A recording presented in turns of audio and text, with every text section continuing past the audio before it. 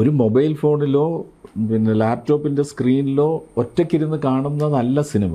Cinema actually ഒരു social ആക്റ്റാണ്. ഏറ്റവും വലിയ മാറ്റം ഇപ്പോൾ AI സിനിമ വന്നതാണ്. ഒരു ഡ്രീമായിരുന്നു നമ്മുടെയൊക്കെ, എനിക്ക് ഒറ്റയ്ക്കിരുന്ന് ഒരു സിനിമ ഉണ്ടാക്കാൻ പറ്റിയെങ്കിൽ എന്ന്.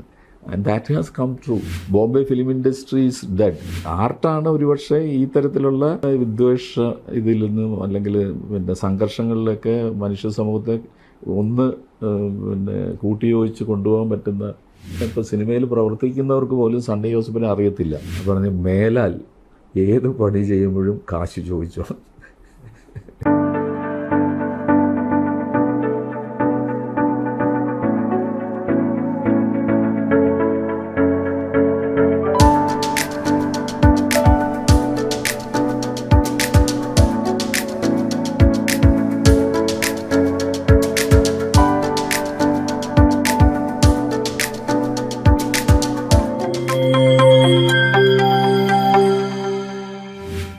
വളരെ ചെറിയ ക്ലാസ്സിൽ പഠിക്കുമ്പോൾ തൊട്ട് തന്നെ എനിക്ക് സിനിമയോടൊരു വലിയ താല്പര്യമുണ്ട്. അത് പ്രധാനമായിട്ടും എന്നെ ഏറ്റവും കൂടുതൽ ആകർഷിച്ചിട്ടുള്ളത് സത്യൻ മാഷാണ്. അപ്പോൾ സത്യൻ മാഷിനെ പോലെ ഒരു ആക്ടർ ആകണമെന്നുള്ളതായിരുന്നു എൻ്റെ ആദ്യത്തെ ആഗ്രഹം. അപ്പോൾ ഒരുപക്ഷെ അതിനൊരു കാരണം, ഞാൻ 5ാം ക്ലാസ്സിൽ പഠിക്കുമ്പം എറണാകുളത്തെ ഭാരത് ഹോട്ടലിൽ വെച്ചിട്ട് പിന്നെ സത്യൻ മാഷിനെ പരിചയപ്പെടാനിടയായി യാദൃച്ഛികമായിട്ട്. അപ്പോൾ ആ ഒരു ഇതായിരിക്കും ട്രിഗർ ചെയ്ത് അങ്ങനെ ഒരു പിന്നെ ഇതുണ്ടാവണമെന്ന്.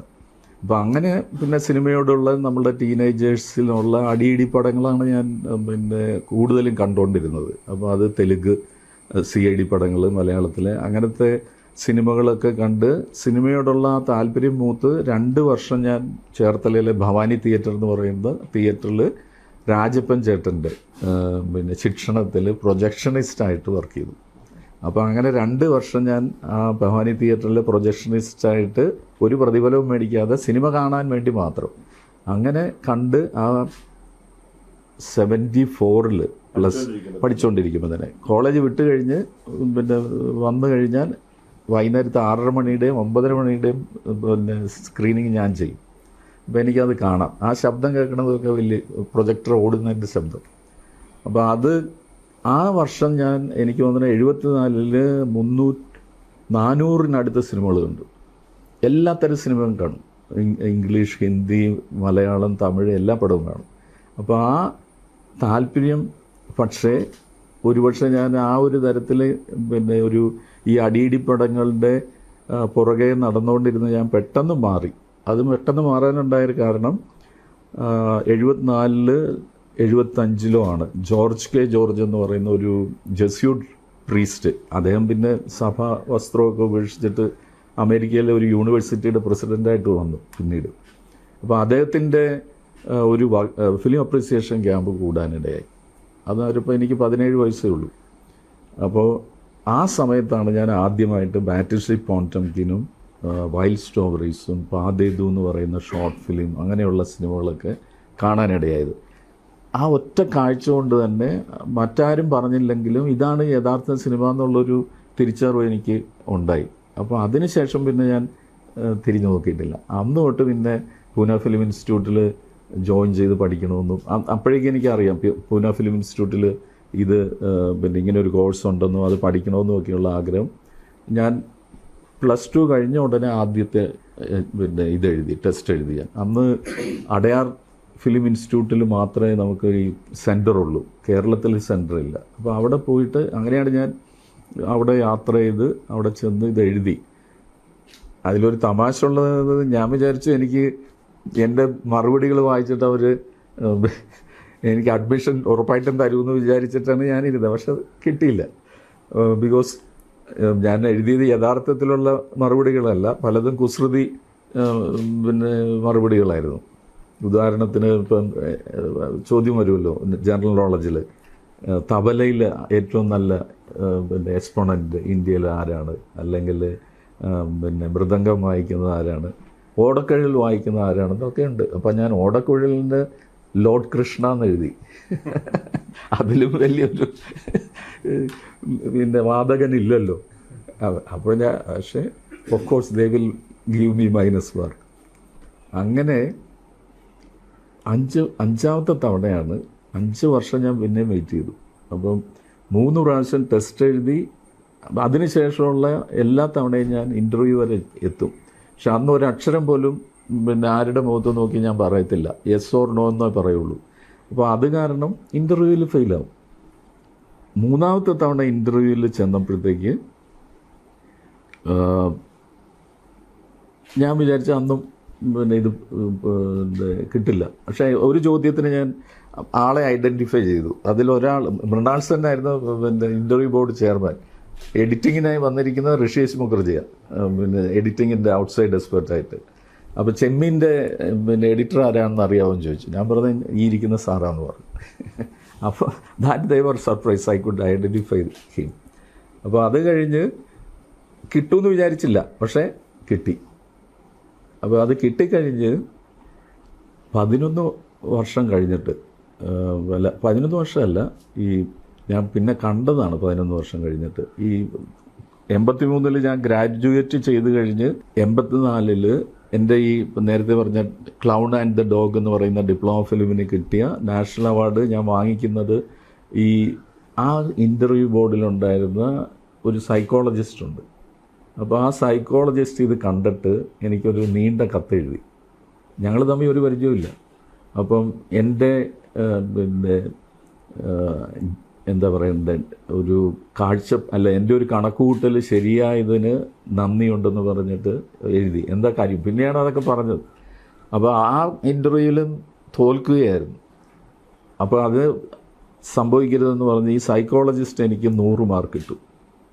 100-ൽ 100 മാർക്ക് തന്നു. അങ്ങനെയാണ് ഞാൻ ആ വർഷം കയറി വരുന്നത്. ഇത് പിന്നീട് പിന്നെ വാസ്തുകാരയുടെയൊക്കെ ഷൂട്ടിങ് കഴിഞ്ഞിട്ട് 11 കൊല്ലം കഴിഞ്ഞിട്ടാണ് ഞാൻ അദ്ദേഹത്തെ നേരിട്ട് പരിചയപ്പെടുന്നത്. പിന്നെ എന്നും കൽക്കട്ട പോയ പുള്ളിയുടെ കൂടെ ഒരു രാത്രി സമയം ഡിന്നർ ചിലവഴിക്കും. സോ അങ്ങനെ ഇൻസ്റ്റിറ്റ്യൂട്ടിൽ നിന്ന് വന്നു കഴിഞ്ഞിട്ട് എനിക്കുണ്ടായ ഏറ്റവും വലിയൊരു അനുഗ്രഹം എന്ന് പറഞ്ഞാൽ, ഈ ഇൻസ്റ്റിറ്റ്യൂട്ടിൽ പോണതിന് മുമ്പ് എന്നെ ഇൻസ്റ്റിറ്റ്യൂട്ടിലേക്ക് പറഞ്ഞു വിടുന്നതിൽ തന്നെ ഏറ്റവും പ്രധാനപ്പെട്ട ഒരു പിന്നെ ഫോഴ്സ് അരവിന്ദേട്ടനായിരുന്നു.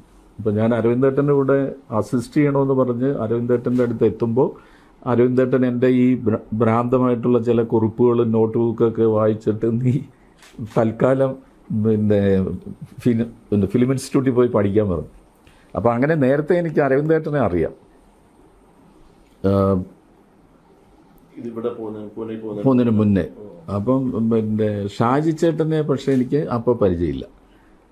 അപ്പം തിരിച്ച് ഞാൻ ഇൻസ്റ്റിറ്റ്യൂട്ടിൽ നിന്ന് ഈ പിന്നെ അവാർഡ് അതറിയുന്ന മദ്രാസിൽ വെച്ചിട്ടാണ്. ഇൻസ്റ്റിറ്റ്യൂട്ടിൽ നിന്ന് തിരികെ വരുമ്പോഴത്തേക്ക് ബസ് കയറിയൊക്കെയാണെന്ന് വരുന്നത്. അപ്പോൾ അത് കയറി വന്നപ്പം ചെന്നൈയിൽ പിന്നെ വിജയ് മേനോൻ എന്ന് പറഞ്ഞ നടൻ, വിജയ് മേനോൻ ആദ്യമായിട്ട് ഡയറക്റ്റ് ചെയ്തൊരു പടമുണ്ട് നിലാവിൻ്റെ നാട്ടിൽ. അപ്പോൾ ആ പടത്തിൻ്റെ ഷൂട്ടിംഗ് നടക്കുന്നുണ്ട്. മധുവമ്പാട്ടാണ് അതിൻ്റെ ക്യാമറമാൻ. അപ്പോൾ ആ മധുവമ്പാട്ടിനെയും പിന്നെ രാജീവ് വിജയരാഘവൻ അസിസ്റ്റ് ചെയ്യുന്നു. രാജീവ് വിജയരാഘവനെ കാണാൻ വേണ്ടി ഞാൻ അവിടെ ഇറങ്ങിയപ്പോഴാണ് ഒരു ഫോൺ കോൾ വന്നു. അരവിന്ദേട്ടൻ്റെ ഒരു ഡോക്യുമെൻ്ററി പടം ഷൂട്ട് ചെയ്യാൻ വേണ്ടിയിട്ട് എത്രയും വേഗം കോട്ടയത്ത് എത്താൻ പറഞ്ഞു. അങ്ങനെ കോട്ടയത്ത് ഞാൻ പല ബസ് കയറി വന്നപ്പോൾ പാതിരാത്രിയായി. അപ്പോൾ അരവിന്ദേട്ടൻ എന്നെ കാണാഞ്ഞിട്ട് അന്ന് അവിടെ പഞ്ചവടി പാലം ഷൂട്ട് ചെയ്യാൻ എത്തിയിരുന്ന ഷാജിയുടെ കൂടെ ഉണ്ടായിരുന്ന അസിസ്റ്റൻറ്റ് KG ജയനെ വിളിച്ചുകൊണ്ട് അരവിന്ദേട്ടൻ പോയി. അപ്പം ഞാൻ പാതിരാത്രി അവിടെ എത്തിയപ്പം നോക്കാം, നമുക്ക് നാളെ രാവിലെ സംസാരിക്കാമെന്ന് പറഞ്ഞ് ഷാജി ചേട്ടൻ മുറിയിൽ തന്നെ എന്നെ കിടത്തി. അന്നാണ് ഞങ്ങൾ പരിചയപ്പെടുന്നത്. അപ്പോൾ അത് കഴിഞ്ഞ് രാവിലെ പറഞ്ഞ് സണ്ണി വരാഞ്ഞുകൊണ്ട് ജയനെ വിളിച്ചുകൊണ്ട് പോയി. അപ്പോൾ അതുകൊണ്ട് ഒരു 5 ദിവസം വരുന്നത് വരെ സണ്ണി എൻ്റെ കൂടെ നിൽക്കാൻ പറഞ്ഞു. അങ്ങനെ പഞ്ചവടി പാലത്തിൽ 5 ദിവസം ഷാജി ചേട്ടൻ്റെ കൂടെ അസിസ്റ്റ് ചെയ്തു. അപ്പോഴും എനിക്ക് പിന്നെ ക്യാമറ ചെയ്യാൻ യാതൊരു ഐഡിയ ഇല്ല. ഞാൻ ഐച്ഛിക വിഷയമായിട്ട് പിന്നെ ഇൻസ്റ്റിറ്റ്യൂട്ടിൽ എടുത്തിരുന്നത് എഡിറ്റിങ്ങാണ്. 2 വർഷം പഠിച്ചതും എഡിറ്റിങ്ങാണ്. അപ്പം 2ാമത്തെ വർഷമാണ് പിന്നെ ക്ലാസ്സിൽ ഫസ്റ്റായിരുന്നു ഞാൻ, സിനിമാറ്റോഗ്രാഫിയിലും ഫസ്റ്റായിരുന്നു. അപ്പോൾ അതുകൊണ്ട് സിനിമാറ്റോഗ്രാഫി പ്രൊഫസർ പറഞ്ഞു, സണ്ണി എന്തിനാ ഇവിടെ പോണത്, എഡിറ്റിങ് പഠിക്കണ്ട, ഈ സിനിമാറ്റോഗ്രാഫി പഠിച്ച ഭാനുമൂർത്തി സാർ എന്ന് പറഞ്ഞൊരു പ്രൊഫസറാണ്. പിന്നത്തെ 6 മാസം സിനിമാറ്റോഗ്രാഫി തന്നെ സ്പെഷ്യലൈസ് ചെയ്ത് പഠിച്ചിട്ട് പിന്നെ അവിടെ നിന്ന് പാസ്സായി പോന്നു. നാട്ടിലെത്തി കഴിഞ്ഞപ്പോഴത്തേക്ക് ഒരു ദിവസം ഷാജി ചേട്ടനെ കണ്ടേക്കാന്ന് പറഞ്ഞ് പിന്നെ ചിത്രാഞ്ജലി സ്റ്റുഡിയോയിൽ പോകുന്നു. അന്ന് നമുക്ക് എഴുത്തുകുത്തോ ഫോൺ വിളിയോ ഒന്നുമില്ല. നേരെ ചെല്ലുന്നു. ഇപ്പം അരവിന്ദേട്ടൻ്റെ വീട്ടിൽ പോകണമല്ലോ, അടൂർ സാറിൻ്റെ വീട്ടിൽ പോകണമല്ലോ ഒന്നും ഒരു അപ്പോയിൻമെൻറ്റും എടുത്തിട്ടല്ല അന്ന് പോണത്. അപ്പോൾ അവിടെ നേരെ ചെന്ന് സ്റ്റുഡിയോയിൽ ചെന്ന് എന്നെ നോക്കിയിട്ട് പറഞ്ഞു കറക്റ്റ് സമയത്ത് സണ്ണി വന്നതെന്ന് പറഞ്ഞു.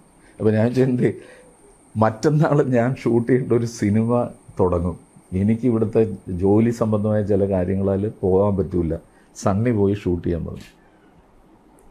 That was very accidental. തീർത്ഥം മോഹൻ്റെ പടം. അപ്പോൾ എനിക്ക് എൻ്റെ കൂടെ അസിസ്റ്റൻറ്റും ആരുമില്ല. എൻ്റെ അസിസ്റ്റൻ്റുണ്ട് MJ രാധാകൃഷ്ണനും പ്രതാപൻ എന്ന് പറഞ്ഞ തൃശ്ശൂരുള്ളൊരു ആൾ. അവരെ രണ്ടുപേരും വിളിച്ച് പോയാൽ മതി, നീ പോണ വഴിക്ക്. അപ്പോൾ എൻ്റെ മീറ്ററും ഒന്നുമില്ല. അപ്പോൾ ഷാജി ചേട്ടൻ്റെ ഉണ്ടായിരുന്ന ഒരു സീക്കോണിക് മീറ്ററും കടം മേടിച്ച് MJ രാധാകൃഷ്ണനെയും വിളിച്ചിട്ട് ഞാൻ തൃശ്ശൂരെത്തി. തലേന്ന് സ്ക്രിപ്റ്റ് വായിച്ചിട്ടില്ല, ഒന്നുമില്ല.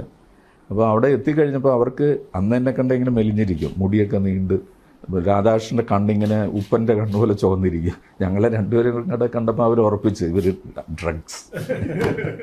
തീർത്ഥമാണ് ആദ്യ സിനിമയെങ്കിലും പിറവിയുടെ പേരിലാണ് കുറച്ചുകൂടെ ഒന്ന് ശ്രദ്ധിക്കുക. അല്ല, നാലാമത്തെ സിനിമയാണ് പിറവി. അപ്പം തീർത്ഥം ഈ പിറവിക്ക് മുന്നേ ഉള്ള 3 ഫിലിമും യഥാർത്ഥത്തിൽ ഷാജി ചേട്ടൻ ഷൂട്ട് ചെയ്യേണ്ട സിനിമയാണ്.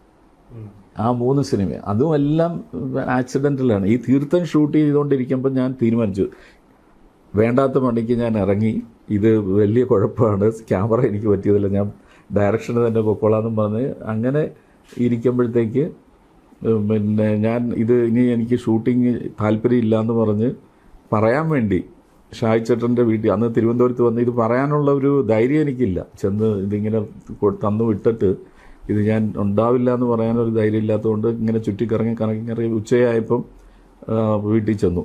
അപ്പോൾ വീട്ടിൽ ചെന്ന് നോക്കിയപ്പോൾ വേറെ ഗസ്റ്റ് കൂടെ അവിടെ ഇരിപ്പുണ്ട്. അപ്പം വീണ്ടും ഷാജി ചേട്ടൻ പറഞ്ഞ് സണ്ണി കറക്റ്റ് സമയത്ത് വന്നത്. ഞാൻ എന്താന്ന് ചോദിച്ചു. എന്ന് പറയുന്നത് ഇങ്ങനെ കൈ കാണിച്ച് ഇരുന്നയാൾ സൈഡിൽ നിന്ന് ഒരു ബ്രീഫ് കേസ് എടുത്തിട്ട് എഴുതി വെച്ചിരിക്കുന്ന ഒരു ചെക്ക് എടുത്ത് എനിക്ക് തന്നു. This is the advance for your next film, ഈണം മറന്ന കാറ്റ്. അപ്പോൾ എനിക്ക് ഞാനിനി ക്യാമറ വർക്ക് ചെയ്യൂല എന്ന് പറയാനുള്ള ഇത് കിട്ടിയില്ല, സമയം കിട്ടിയില്ല. Then I thought it is my destiny, I will have to carry the cross. അപ്പോൾ ഈ തീർത്ഥം നടക്കുമ്പോൾ എൻ്റെ ഒരു അവിടെ അതിലുള്ള വേറെ ആരുടെയും കുഴപ്പമല്ല, എൻ്റെ തന്നെ ഒരു അവിടെ വന്ന റഷ് കണ്ടിട്ടുണ്ടായ ഒരു മനസ്സിലെ വിഷമം കൊണ്ട് ഞാൻ ആത്മഹത്യ ചെയ്യാൻ പോലും തയ്യാറായതാണ്. അപ്പോൾ അവിടെ നിന്നാണ് ഞാൻ അതുകൊണ്ടും കൂടിയാണ് ഞാൻ ഇനി ഇല്ല എന്നൊക്കെ പറഞ്ഞ് പറയാം എന്ന് വിചാരിച്ചിട്ട് വന്നത്. അത് അവർ ഒരു അന്നത്തെ കാലത്ത് ഈ ഫിലിം സ്റ്റോക്കുകൾക്ക് അത് നെഗറ്റീവിനായാലും പ്രിൻറ്റിനായാലും ഒരു റെസ്ട്രിക്ഷൻ ഉണ്ട്. അപ്പോൾ അത് പലപ്പോഴും ഈ റഷ് അടിക്കാൻ വേണ്ടി പഴയതോ അല്ലെങ്കിൽ ഈ കസ്റ്റംസിൽ പിടിച്ചു വയ്ക്കുന്ന സ്റ്റോക്കോ അവിടെ കെട്ടിക്കിടക്കും. അപ്പോൾ ഇവരിത് പിന്നെ ലേലത്തിന് വിൽക്കും. അപ്പോൾ അങ്ങനത്തെ സ്റ്റോക്കൊക്കെ പ്രൊഡ്യൂസേഴ്സ് എടുത്തിട്ട് ഈ റഷ് അടിക്കാൻ കൊടുക്കും. അതിന് യെല്ലോ സ്റ്റോക്ക് എന്ന് പറയുന്നത്. അപ്പോൾ അങ്ങനത്തെ ഒരു യെല്ലോ സ്റ്റോക്കിൽ അടിച്ചിട്ടാണ് ഈ റഷ് ഇങ്ങോട്ട് കൊടുത്തു വിട്ടത്. ഇത് ഒരു നാട്ടുപുറത്തൊരു ഓല തിയേറ്ററിലിട്ട് ഇത് കണ്ടു കഴിഞ്ഞപ്പോഴത്തേനും ഒന്നും കൊള്ളൂല്ല. ഞാൻ വിചാരിച്ച പോലെ ലൈറ്റിങ്ങും ഇല്ല, അതിൻ്റെ അകത്ത് യാതൊന്നും ഞാൻ വിചാരിച്ച പോലെയല്ല. അപ്പോൾ ഇതിൽ വരാവുന്ന ഈ അപകടങ്ങളെപ്പറ്റി അന്നേരം ആരും എന്നോട് സൂചിപ്പിച്ചിരുന്നില്ല. ഇത് യെല്ലോ സ്റ്റോക്കിൽ അടിച്ചതാണെന്ന് പറഞ്ഞാലും അപ്പം ഞാൻ I would have been okay. അപ്പോൾ അന്ന് രാത്രി മുഴുവൻ ഇതായിരുന്നു എങ്ങനെ ജീവിതം അവസാനിപ്പിക്കണം. അപ്പോഴും ഷാജി ചേട്ടനെ വിളിച്ചു, എന്നിട്ട് പറഞ്ഞ് വേറെ ആരെങ്കിലും വിടണം, എനിക്കിതിനി മുന്നോട്ട് കൊണ്ടുപോകാൻ പറ്റില്ല. അന്നേരം ഷാജി ചേട്ടൻ പറഞ്ഞു നീ തുടങ്ങി വെച്ച കാര്യം you have to complete it. അതിനിടയ്ക്ക് പോകുന്നത് അങ്ങനത്തെ ഒരു നിലപാട് ശരിയാവില്ലല്ലോ. Whatever it is you have to face it and continue. ഒരു കാര്യം ഞാൻ തീരുമാനിച്ചു, ഞാനത് കണ്ടിന്യൂ ചെയ്യും. പക്ഷേ ഇതുവരെ ഞാൻ എന്താണോ ചെയ്തു പോകുന്നത് അതിൽ നിന്ന് ഒരു അണുവിട മാറത്തില്ല. എൻ്റെ ലൈറ്റിങ്ങിലും ഞാൻ ചെയ്തിട്ടുള്ള കണക്കുകൂട്ടലിലൊന്നും ഒരു വ്യത്യാസം വരുത്താതെ ഞാൻ മുന്നോട്ട് പോകും. അവസാന റഷെല്ലാം കൂടെ കണ്ടു കഴിഞ്ഞിട്ട് ഒന്നുകിൽ എന്നെ തൂക്കിക്കൊല്ലും, അത്രയല്ലേ ഉള്ളൂ. അത് അവിടെ വെച്ച് കാണാമെന്ന് പറഞ്ഞ് ഞാൻ പിന്നെ ഒന്നും ചേഞ്ച് ചെയ്തില്ല. ഇവർ തിരിച്ചു വന്നിട്ട് മോഹൻ സാറ് അത് റഷ് കണ്ട് മോഹൻ സാർ എന്നോട് ദേഷ്യപ്പെടുകയൊന്നും ചെയ്തില്ല. അപ്പം ഇത് കഴിഞ്ഞ് അവർ നല്ല സ്റ്റോക്കിൽ ഇത് പ്രിൻ്റ് അടിച്ചു. അപ്പോൾ ഞാനത് കാണാൻ വേണ്ടി തിയേറ്ററിൽ ചെല്ലുമ്പോൾ അടൂർ സാർ അവിടെ വേറൊരു അദ്ദേഹത്തിൻ്റെ സിനിമയുടെ വർക്കുമായിട്ട് ഇരിപ്പുണ്ട്. അപ്പോൾ ആ സമയത്ത് എന്നെ കണ്ടു. അപ്പോൾ സാറ് പറഞ്ഞ് ഞാൻ സൺഡേയുടെ കുറച്ച് റഷ് കണ്ടു കേട്ടോ, വളരെ നന്നായിരിക്കുന്നു എന്ന് പറഞ്ഞ്. That is the first appreciation I got about my cinematography ഇവിടെ നാട്ടിൽ വന്നു കഴിഞ്ഞിട്ട്. So all that propels you to work more. And then came ചിന്തരവിയുടെ ഒരേ തൂവൽ പക്ഷികൾ. അത് ഷാജിച്ചേട്ടൻ്റെ പേരാണ് ഇപ്പോഴും ഉള്ളത് സിനിമയിൽ. 2 ദിവസം ഷൂട്ട് ചെയ്ത് കഴിഞ്ഞ് ഷാജിച്ചേട്ടൻ പോയി, സണ്ണി ചെയ്തോളാൻ പറഞ്ഞു. Then I completed it. 4th film was പിറവി. സോ എൻ്റെ സിനിമയുടെ യാത്രയിൽ യഥാർത്ഥത്തിൽ ആദ്യത്തെ ഒരു വലിയ ജേർണിയിൽ എന്നെ കൊണ്ട് വന്നത് ഷാജിച്ചേട്ടനാണ്. ഓഫ് കോഴ്സ് പിറവി ഹാപ്പൻ. പിറവിയിൽ ഞാൻ ക്യാമറമാൻ ആവും എന്ന് ഞാൻ വിചാരിച്ചിരുന്നില്ല. എന്നെ ഓപ്പറേറ്റ് ചെയ്യാൻ വേണ്ടിയിട്ട് എന്നോട് പറയുമെന്ന് ഞാൻ കരുതി. പക്ഷേ അവിടെയും ഒരു സർപ്രൈസ്. പതിവ് പോലെ പൂജയൊക്കെ കഴിഞ്ഞ, എല്ലാ സിനിമയിലും പൂജ കാണുമല്ലോ. അപ്പോൾ പൂജയെല്ലാം കഴിഞ്ഞിട്ട് എന്നാൽ തുടങ്ങുമല്ലേ സൺഡേയും ചോദിച്ചു. അപ്പോൾ എനിക്ക് പിടികിട്ടിയില്ല. അപ്പോൾ ഞാനിങ്ങനെ ഒന്ന് പകച്ചു. അപ്പോൾ പറഞ്ഞ് ഞാനിങ്ങനെ നോക്കി. അപ്പോൾ പറഞ്ഞ് ലൈറ്റിങ് തുടങ്ങിക്കുമെന്ന് പറഞ്ഞ്. Then only I know I have to light. That you are the cinematographer. അപ്പം ദാറ്റ് വാസ് ഹെൽപ്ഫുൾ ആക്ച്വലി. അല്ലെങ്കിൽ ഞാനിത് തലയിട്ട് പുകച്ച് ഞാൻ എന്ത് ചെയ്യും, അതിൻ്റെ ഒരു ഡിസൈനൊക്കെ ഉണ്ടാക്കി വെറുതെ ആവശ്യമില്ലാതെ മുൻ പ്രിപ്പറേഷനൊക്കെ വന്നിട്ട് ചിലപ്പോൾ ഈ തരത്തിൽ അതിനൊരു ഓർഗാനിക് ഫീൽ വരുമില്ലായിരുന്നു. അപ്പോൾ അങ്ങനെ so I was immediately forced to interact with whatever is there സറൗണ്ടിങ്ങിലും എല്ലാം ഉള്ള ആ കാര്യങ്ങളോട് പ്രതികരിച്ച് ആ ഇമേജസിനെ ക്രിയേറ്റ് ചെയ്യേണ്ട ഒരു അവസ്ഥ അന്നേരം ഉണ്ടായി. And that I think was fortunate.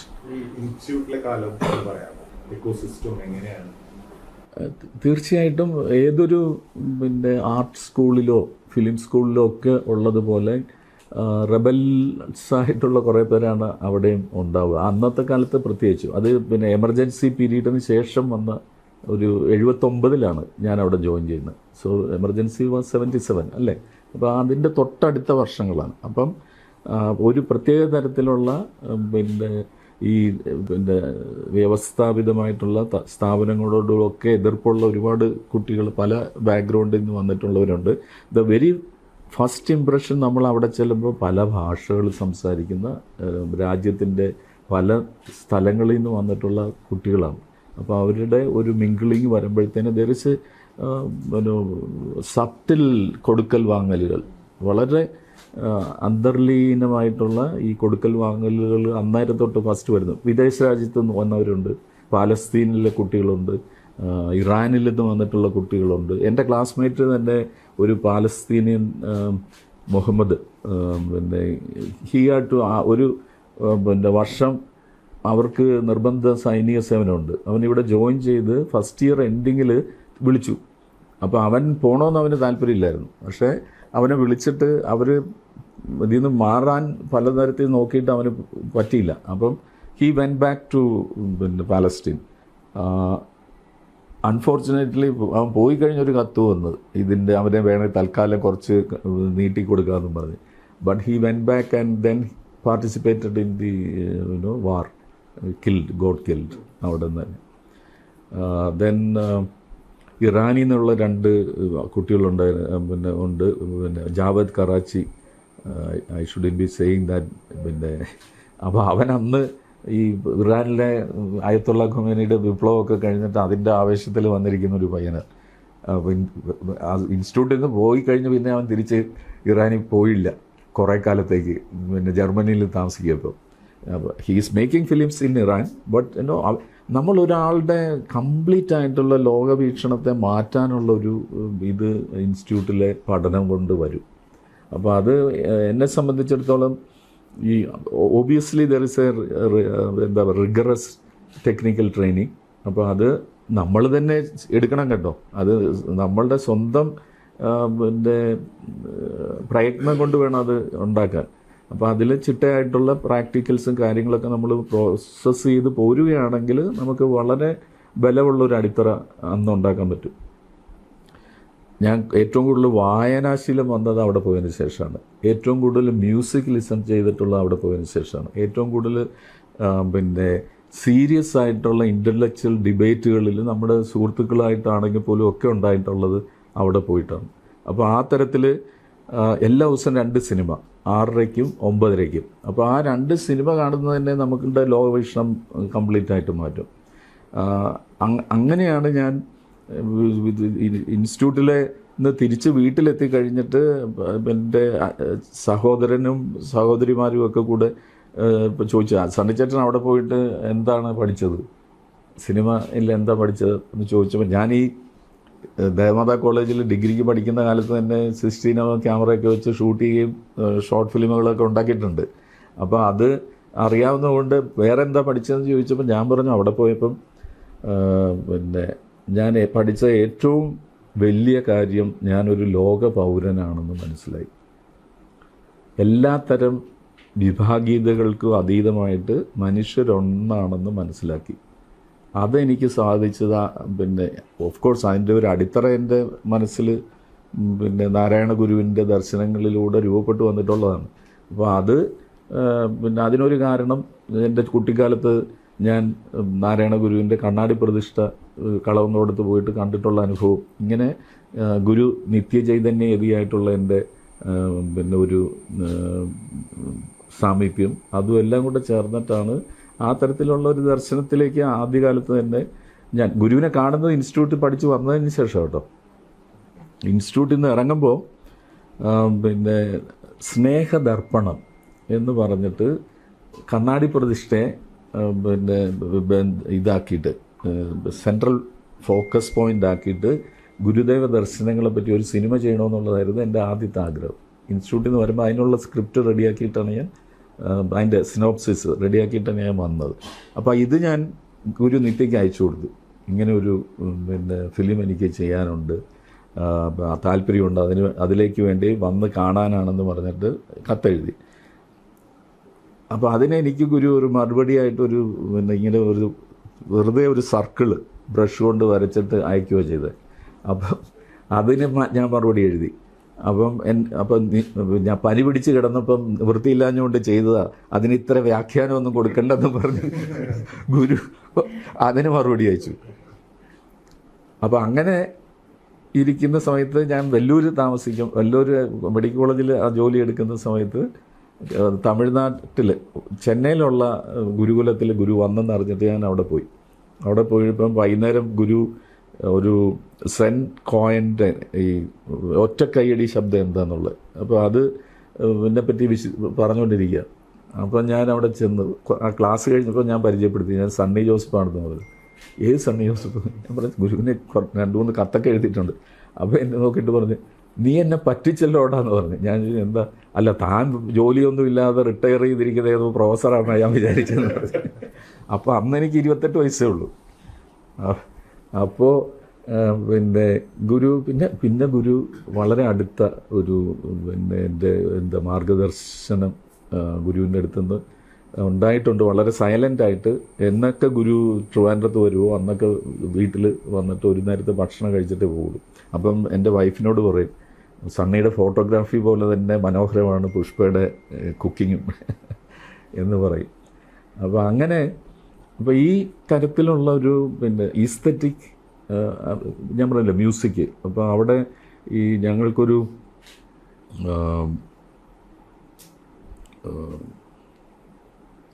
when he came, he was a he, and when we finished, by the time he became a she. പേര് ഞാൻ മറന്നുപോകണം, അതാണ് പെട്ടെന്ന്. പിയാനിസ്റ്റാണ്. അപ്പം ഞങ്ങളെ വെസ്റ്റേൺ മ്യൂസിക് പഠിപ്പിച്ചത് മുഴുവൻ അവരാണ്. അപ്പോൾ അവർ ഈ ആഴ്ചയിലൊരിക്കൽ ബോംബെയിൽ നിന്ന് വന്നിട്ട് ഈ വെസ്റ്റേൺ ക്ലാസിക്കൽ മ്യൂസിക്കിനെ പഠിപ്പിക്കും ആൻഡ് പെർഫോംസ് സംടൈംസ്. അവർ ഇപ്പോഴും ചിലപ്പം എനിക്ക് കത്തുകൾ വരും, ഞാൻ ഇന്നടുത്ത് കൺസേർട്ട് അവതരിപ്പിച്ചു എന്നൊക്കെ പറഞ്ഞിട്ട്. അപ്പോൾ അങ്ങനെയുള്ള ഒരു വളരെ വ്യത്യസ്തമായിട്ടുള്ള പിന്നെ ഒരു ഓപ്പൺ പിന്നെ ഫ്രീ ആയിട്ടുള്ള ഫ്രീഡത്തിലുള്ള ലൈഫ്, അങ്ങനെയുള്ള ഒരു പിന്നെ ഇതിൽ വന്നപ്പോഴത്തേക്ക് നമ്മൾ മനസ്സ് കുറച്ചുകൂടെ ഓപ്പണായി ആ ഒരു സങ്കുചിത ചിന്തകളിൽ നിന്നൊക്കെ പുറത്തു വരാനായിട്ട് ആ പഠനം അന്ന് ഉപയോഗിച്ചു. പക്ഷേ ഇന്നിപ്പോൾ അവിടെ എങ്ങനെയാണെന്ന് എനിക്കറിയത്തില്ല. ഏതാണ്ട് ആ ഒരു അറ്റ്മോസ്ഫിയർ തന്നെയാണെന്ന് ഞാൻ കഴിഞ്ഞ 2 വർഷം മുമ്പ് അവിടെ ഒരു വർക്ക്ഷോപ്പ് എടുക്കാൻ വേണ്ടി പോയപ്പം ന്യൂ ഇയർ ഈവിൽ ഈ പറഞ്ഞ പോലെ ആ വിസ്റ്റൺ ട്രീയുടെ അടിയിൽ എല്ലാവരും ഒത്തുകൂടി പാട്ടും ഡാൻസും ഒക്കെ ആയിട്ട് ഞാനും ഡാൻസ് ചെയ്തു. അപ്പോൾ അതിവിടെ വളരെ വൈറലായി. അന്നത്തെ മലയാള സിനിമയും ഇന്നത്തെ വളരെ വ്യത്യാസമുണ്ട് എന്ന് vote you feel you seen both അല്ലേ? ഇതിൻ്റെ അകത്ത് ഒരു കാര്യം പിന്നെ ഓർക്കേണ്ടത്, ഇപ്പം ഞാൻ 2002 ശേഷം മലയാളത്തിൽ ഒരു സിനിമ ചെയ്ത 2022 20 വർഷം ഞാനിവിടെ ഇല്ലായിരുന്നു. അതുകൊണ്ട് യഥാർത്ഥത്തിൽ ഇന്നത്തെ പിന്നെ കുട്ടികൾ, ഈ യുവാക്കളായിട്ട് ഇപ്പം നിൽക്കുന്ന, ഇപ്പം സിനിമയിൽ പ്രവർത്തിക്കുന്നവർക്ക് പോലും സണ്ണി ജോസഫിനെ അറിയത്തില്ല. പിന്നെ അതേസമയം ഈ 20 വർഷം കൊണ്ട് ഞാൻ ഇന്ത്യയിലെ 12 ഭാഷകളിൽ പല ഡയറക്ടേഴ്സിൻ്റെ കൂടെയും പിന്നെ വർക്ക് ചെയ്തു. അതും ഒരു റെക്കോർഡാണ്. Nobody else have done that. മധുവേട്ടൻ 9 ഭാഷകൾ ചെയ്തിട്ടുണ്ട്. അപ്പം ഇപ്പം ഞാൻ സംസാരിച്ചുകൊണ്ടിരിക്കുന്ന ഒരു പിന്നെ ഒഡിയ ഭാഷയിൽ ഒരു ഫിലിം ചെയ്യാൻ വേണ്ടിയിട്ടാണ്. ആസമീസിൽ അങ്ങനെ ഒരെണ്ണമുണ്ട്. അപ്പോൾ അങ്ങനെയൊക്കെ വരുവാണെങ്കിൽ almost all languages I would be able to work. I hope so. അപ്പോൾ ആൻഡ് ഓൾസോ ഈ 70ഓളം ഫീച്ചർ ഫിലിമുകൾ ഞാൻ ചെയ്തു. അപ്പോൾ ഈ 70 ഫീച്ചർ ഫിലിമുകളും എന്നെ വിളിച്ച് തന്നിട്ടുള്ളതാണ്. ഞാൻ ഇതുവരെ ആരുടെ അടുത്തും എനിക്കൊരു ഫിലിം ചെയ്യാൻ തരുമോ എന്ന് ചോദിച്ചിട്ട് പോകേണ്ടി വന്നില്ല. That is grace. ഇപ്പം ആ ഒരു അപ്പോൾ അതുകൊണ്ട് എനിക്ക് ആ ഒരു 20 വർഷത്തെ ഇതിൽ ഈ പിന്നെ ഇവിടുത്തെ നാട്ടിലെ സിനിമയിലുണ്ടായിട്ടുള്ള ഒരു മാറ്റം പുറമേ നിന്ന് നോക്കി കണ്ട ഒരു അനുഭവമാണുള്ളത്. ഇവിടുത്തെ ഈ മാറ്റങ്ങളിൽ ഞാൻ അറിയാം. നമുക്കിപ്പോൾ ഏറ്റവും പറ്റിപ്പോയത് ഡിജിറ്റൽ ഫിലിം മേക്കിങ് നമ്മൾ ഇതിലേക്ക് മാറിയപ്പോഴുള്ള വ്യത്യാസമാണ് അതിനെ ആക്ച്വലി കൂടുതൽ ഇത് കൊണ്ടുവന്നിരിക്കുന്നത്. പിന്നെ പിന്നെ ഇതിൻ്റെ മണിയുടെ ഈ സിനിമാ മേഖലയിലെ കറക്കത്തിൽ വലിയ വ്യത്യാസം വന്നു. അപ്പോൾ അതിലുള്ള പിന്നെ ചില പിന്നെ ഇൻറ്റേർണൽ ഫോഴ്സസ് കാര്യങ്ങളും ഒക്കെ അതിൻ്റെ പിന്നെ നമ്മുടെ നീലൻ പിന്നെ എഴുതിയ പുസ്തകം തന്നെയാണ് അതിൽ ഏറ്റവും പ്രധാനപ്പെട്ട ഇത്. പിന്നെ മൂലധനത്തിൻ്റെ കലയാണ് സിനിമ എന്ന് പറഞ്ഞിട്ട്. അപ്പോൾ അതിൽ മുടക്കുന്ന മൂലധനത്തിൻ്റെ സ്വഭാവം അതെന്തായാലും കാണിക്കും. അപ്പോൾ പിന്നെ ആ തരത്തിലുള്ള പ്രൊഡക്ഷൻ തരത്തിൽ ഇത് വന്നു. ഈ ചെറിയ വീടുകളിലൊന്നും, അല്ലെങ്കിൽ ഒറ്റ വീട്ടിൽ പോയിട്ട് എല്ലാവരും കൂടെ കൂട്ടായിട്ടൊരു പായൽ, ഇപ്പം പിന്നെ അരവിന്ദേട്ടൻ്റെ പിന്നെ മാട്ടുപ്പെട്ടിയിൽ വെച്ച് ഷൂട്ട് ചെയ്ത ചിദംബരത്തിൽ ഞങ്ങൾ ഒരു ചെറിയ വീട്ടിൽ പായ് വിരിച്ചിട്ട് എല്ലാവരും കൂടെ കിടക്കുക. അപ്പോൾ അങ്ങനെ ഇന്ന് ആര് ചെയ്യും? Nobody does it. അസിസ്റ്റൻസ് പോലും ചെയ്യില്ല. അപ്പോൾ എല്ലാവർക്കും പിന്നെ അതിൻ്റേതായിട്ടുള്ള സ്പേസ് വേണം. അവരുടെ ഇൻഡിവിജ്വൽ കംഫർട്ടിന് ഇല്ലാതെ ആർക്കും ഇതൊന്നും ചെയ്യാൻ പറ്റില്ല.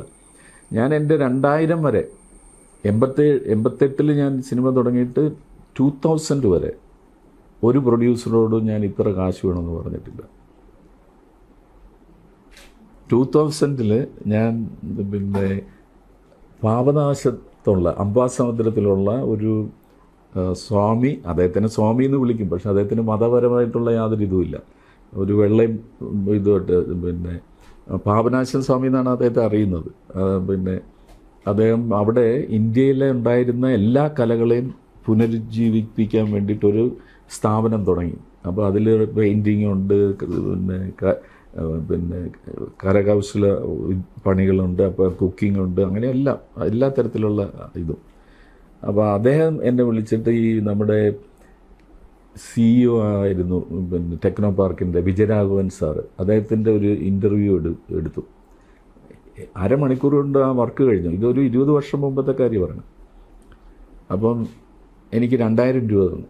ഞാൻ പറഞ്ഞു, സ്വാമി എൻ്റെ അടുത്ത സുഹൃത്താണ്, എനിക്ക് എന്തിനാ ഈ പൈസ വേണ്ടെന്ന് പറഞ്ഞു. അപ്പം എന്നോടൊരു ചോദ്യം ചോദിച്ചു, ഏത് അധികാരത്തിലാണ് വേണ്ടെന്ന് പറഞ്ഞതെന്ന് ചോദിച്ചു. എനിക്ക് പിടികിട്ടിയില്ല. അപ്പം പറഞ്ഞു, ഇത് ഞാൻ സണ്ണി ഒരാൾക്ക് വേണ്ടി തന്നതല്ല, സണ്ണിയുടെ ഭാര്യയുണ്ട്, 2 മക്കളുണ്ട്, അവർക്കും കൂടി വേണ്ടിയതുള്ളതാണ് ഈ പണം, അവരോട് ചോദിച്ചോന്ന് ചോദിച്ചു. ഇല്ല. അപ്പം പറഞ്ഞു, മേലാൽ ഏത് പണി ചെയ്യുമ്പോഴും കാശ് ചോദിച്ചോ. അത് അഹങ്കാരമാണ്. അല്ലെങ്കിൽ ഇത് എൻ്റെ പണമാണെന്ന് വിചാരിക്കരുത്, മറ്റുള്ളവർക്കും കൂടെ ഉള്ള പണമാണ്. അപ്പോൾ അതുകൊണ്ട് ചോദിച്ചോളൂ പറഞ്ഞു. അതിനുശേഷമാണ് ഞാൻ പൈസ ചോദിക്കാൻ തുടങ്ങിയത്. അപ്പോൾ ആ തരത്തിൽ ഇന്നിപ്പോൾ പൈസ ഇല്ലാതെ ഒരു പടം വർക്ക് ചെയ്യും, പക്ഷേ അങ്ങനെ അല്ലാതെ ആരും ചെയ്യില്ല. അപ്പോൾ എൻ്റെ എക്സ്പീരിയൻസിൽ ഈ നമുക്ക് ചെറിയ പൈസയാണ് പോലും എപ്പോഴും അത് തരണമെന്ന് ഏറ്റവും കൂടുതൽ നിഷ്കർഷ ഉണ്ടായിരുന്നത് അരവിന്ദേട്ടനാണ്. എൻ്റെ തിരുവനന്തപുരത്തെ വീടിനും ഒക്കെ അത് തുടങ്ങാനും ഒക്കെയുള്ള പൈസ അരവിന്ദേട്ടൻ തന്ന പൈസയാണ്. അത് ഉണ്ണി എന്ന് പറയുന്ന സിനിമയിൽ. അപ്പോൾ ആ ഉണ്ണി പുറത്തുള്ള ഒരു പിന്നെ ഹാർഡ്വേർഡ് യൂണിവേഴ്സിറ്റിയിലെ ഫിലിം സ്റ്റുഡൻസിൻ്റെ ഒരു വർക്ക്ഷോപ്പ് ഫിലിമാണ്. അവരാണ് ആ സ്ക്രിപ്റ്റ് എഴുതിയിരിക്കുന്നത്. അപ്പോൾ ഞാനതൊന്ന് വായിച്ചിട്ട് ഇത് എന്തെങ്കിലും മാറ്റം വരുത്തണ്ടേ എന്ന് ചോദിച്ചു. അപ്പോൾ അദ്ദേഹം പറഞ്ഞു പിന്നെ അത് അവരെഴുതിയതാണ്, അവരുടെ കാഴ്ചപ്പാട്ടിൽ അവരെഴുതിയിട്ടുള്ളൊരു സ്ക്രിപ്റ്റാണ്. അതിൽ ഞാൻ എന്തെങ്കിലും ഇടപെടൽ നടത്തിയാൽ അത് അവരുടേത് അല്ലാതാകും, എൻ്റേതും അല്ലാതാവും. എന്നെ അവരിത് സംവിധാനം ചെയ്യാൻ ഏൽപ്പിച്ചിരിക്കുന്നു, അത് ഞാൻ എൻ്റെ രീതിയിൽ അത് ചെയ്യും. അപ്പം അന്നേരം ചിരിച്ചിട്ട് പറഞ്ഞു, നിങ്ങൾക്കൊക്കെ കുറച്ച് കാശ് തരാൻ പറ്റുമല്ലോ. That was the attitude. അപ്പം അങ്ങനെയുള്ള ഒരു എന്ന് മാത്രമല്ല, never ever it happen. Chidambaram ഷൂട്ടിങ്ങിന് ശേഷം അന്ന് എനിക്ക് 5000 രൂപയാണ് അസിസ്റ്റൻ്റായിട്ട് വർക്ക് ചെയ്യുമ്പോഴത്തേന് എൻ്റെ നിശ്ചയിച്ചിട്ടുള്ള ഇത് പിന്നെ വിറ്റ് കഴിഞ്ഞപ്പം അരവിന്ദേട്ടന് ആ പടം വിൽക്കാൻ പറ്റി. അപ്പോൾ അത് കഴിഞ്ഞപ്പം പറയാതെ തന്നെ ഒരു 5000 രൂപയും കൂടെ അയച്ചു തന്നു. അങ്ങനെ ഒരു പ്രൊഡ്യൂസറും ഇതുവരെ ചെയ്തിട്ടില്ല, വേറൊരു പ്രൊഡ്യൂസറും ചെയ്തിട്ടില്ല.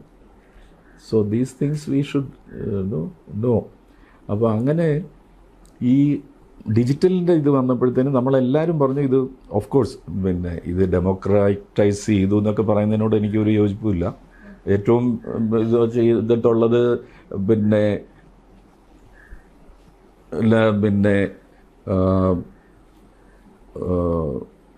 പെൻസിലും ആണ് ഏറ്റവും വില കുറഞ്ഞ് നമുക്ക് മേടിക്കാൻ പറ്റുന്ന ഒരു ടൂള്. അങ്ങനെയാണ് പെൻസിലും ഈസിലി അവൈലബിൾ ആണെന്ന് വെച്ചാൽ എത്ര സാഹിത്യകാരന്മാരുണ്ടാകുന്നുണ്ട്. ഉണ്ട്, ഒരുപാട് പേര് ഇപ്പോൾ എഴുതുന്നുണ്ട് സോഷ്യൽ മീഡിയയിലുമൊക്കെ. പക്ഷേ that is not in its real സെൻസിൽ അതിൽ കുറേ കാര്യങ്ങളെ വരുള്ളൂ. അപ്പം ഇത് ഈസിയായി എന്ന് വിചാരിച്ചിട്ട് നമുക്കതിൻ്റെ പറയാൻ എന്താണ് ഉള്ളതെന്നതിനെ പറ്റി ഉറപ്പില്ലെങ്കിൽ നമുക്ക് ഈ ടൂൾ എന്തുണ്ടായിട്ടും കാര്യമില്ല. സോ ഇത് പൈസ ലാഭിക്കാൻ പറ്റുമെന്ന് പറഞ്ഞാണ് പ്രൊഡ്യൂസേഴ്സിൻ്റെ അടുത്ത് ഡിജിറ്റൽ ആദ്യം പ്രൊജക്ഷനിലാണ് വന്നത്. അത് കഴിഞ്ഞിട്ട് ഡിജിറ്റലിലേക്ക് വന്നപ്പോഴത്തേന് എന്താ സംഭവിച്ചത്, ഇപ്പോൾ 3 ഇരട്ടിയായി ചിലവ്. ഈ ഞാൻ പറഞ്ഞ ഇൻഡസ്ട്രിയിൽ നടക്കുന്ന പ്രൊഡക്ഷൻ കോസ്റ്റിൻ്റെ അതിന് കാരണം ഇതിനൊരു എത്ര എടുത്താലും അതിൻ്റെ നെഗറ്റീവിന് ഒരു ചിലവില്ല എന്ന് വിചാരിച്ചിട്ട് 3-4 ടേക്കിൽ ഒതുങ്ങിയിരുന്ന ഷൂട്ടുകൾ ഒരു ഷോട്ട് എടുക്കുമ്പോൾ ഇപ്പം 30-40-50 ടേക്കുകളിലേക്ക് പോകും. അതനുസരിച്ച് സമയം ഇങ്ങനെ വലുതാവുന്ന ആരും കാണുന്നില്ല. നെഗറ്റീവ് ഇങ്ങനെ എന്താ 25 ദിവസം കൊണ്ട് ഇത് ഷൂട്ട് ചെയ്തിരുന്ന ഒരു ആവറേജ് മലയാള സിനിമ ഇപ്പോൾ 60 ദിവസമായി. അതിൻ്റെ അർത്ഥം എന്താ, 3 ഇരട്ടി ചിലവായി. ആൻഡ് എല്ലാം പ്രൊപ്പോർഷനേറ്റായിട്ട് എഡിറ്റിങ്ങിൽ അത്രയും സമയം ഉപയോഗിക്കണം, അതിന് ശേഷം ഇത് ചെയ്യണം, അങ്ങനെയുള്ള എല്ലാത്തിലും പൈസ കൂടി. So effectively does it help എന്ന് ചോദിച്ചാൽ ഇപ്പം നമുക്കൊരു മൊബൈൽ ഫോണിലും ഇതെടുക്കാമെന്നുള്ള പറയുന്നതുകൊണ്ട് അതിനെ അതിൻ്റേതായ രീതിയിൽ ക്രിയേറ്റീവായിട്ട് ഉപയോഗിക്കുന്ന ആളുകളുമുണ്ട്, ചെറുപ്പക്കാരുണ്ട്. ഏറ്റവും വലിയ മാറ്റം ഇപ്പോൾ AI സിനിമ വന്നതാണ്. അപ്പോൾ അതിപ്പോൾ ഒരാൾക്ക് ഒരു ഡ്രീമായിരുന്നു നമ്മുടെയൊക്കെ, എനിക്ക് ഒറ്റയ്ക്കിരുന്നൊരു സിനിമ ഉണ്ടാക്കാൻ പറ്റിയെങ്കിൽ എന്ന്. And that has come true. ഒരു കൺസേണും പറയുന്നുണ്ട്, പല ഇന്റർമീഡിയറീസിനെയൊക്കെ ഒഴിവാക്കാൻ പറ്റും. അതിപ്പോൾ അതൊരു പോസിറ്റീവായിട്ടാണോ നെഗറ്റീവായിട്ടാണോ, അത് എങ്ങനെ ഡിസ്ട്രക്ഷൻ വരുന്നില്ല? വരും, തീർച്ചയായിട്ടും ഇതിനെ 2 തരത്തിലും ഉപയോഗിക്കാം. ഞാൻ AI ഫിലിംസിനെ കാണുന്നത് ഒരു അൾട്ടിമേറ്റ് ആനിമേഷൻ ഫിലിം എന്നുള്ള രീതിയിൽ. അപ്പോൾ ആനിമേഷൻ ഫിലിമിൽ 2D ഉണ്ട്, 3D ഉണ്ട്, പലതരത്തിലുള്ള ആനിമേഷനില്ലേ, സ്റ്റോപ്പ് മോഷൻ ആനിമേഷനുണ്ട്, ക്ലേ മോഷനുണ്ട്, അപ്പം പേപ്പറിൽ വരച്ചുണ്ടാക്കുന്നുണ്ട്, കമ്പ്യൂട്ടറിൽ ചെയ്യുന്നുണ്ട്. അതേപോലെ ഒരു ആനിമേഷനാണ് ഇത് യഥാർത്ഥത്തിൽ. കൃത്രിമമായി ഉണ്ടാക്കുന്ന ചിത്രങ്ങളെ ചേർത്ത് വെച്ചിട്ട് അതിനെ അനിമേറ്റ് ചെയ്ത് എടുക്കുകയാണ്. അപ്പോൾ ഇതെല്ലാം actually now they say it is SI, future is SI, synthetic intelligence. അപ്പം AI ഈസ് ഡെഡ്, അതാണ് അവരുടെ പരസ്യവാചകം. അപ്പം പറയുന്നത് AI uses the past, SI creates.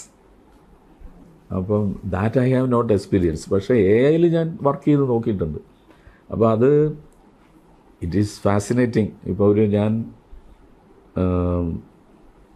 Kovalam, ട്രിവാൻഡ്രത്ത് കോവളം കടപ്പുറത്ത് ബീച്ചിലുള്ള ഒരു സമൂഹവും പിന്നെ കുറേ ഏലിയൻസും തമ്മിൽ എപ്പോഴും ഒരു കോൺഫ്ലിക്റ്റ് ഉണ്ട്. അപ്പോൾ അതിന് മധ്യസ്ഥം പറയാനായിട്ട് സ്പേസ് ഷിപ്പിൽ ബീച്ചിൽ അത് ലാൻഡ് ചെയ്യുകയാണ്. ഇവിടെ എന്നിട്ട് ഒരാൾ ഇറങ്ങി വന്ന് ഈ ഇവരുടെ നാട്ടുകാരുമായിട്ട് മധ്യസ്ഥ സംഭാഷണത്തിൽ വരുന്നതാണ് ഞാൻ കൊടുത്ത topic.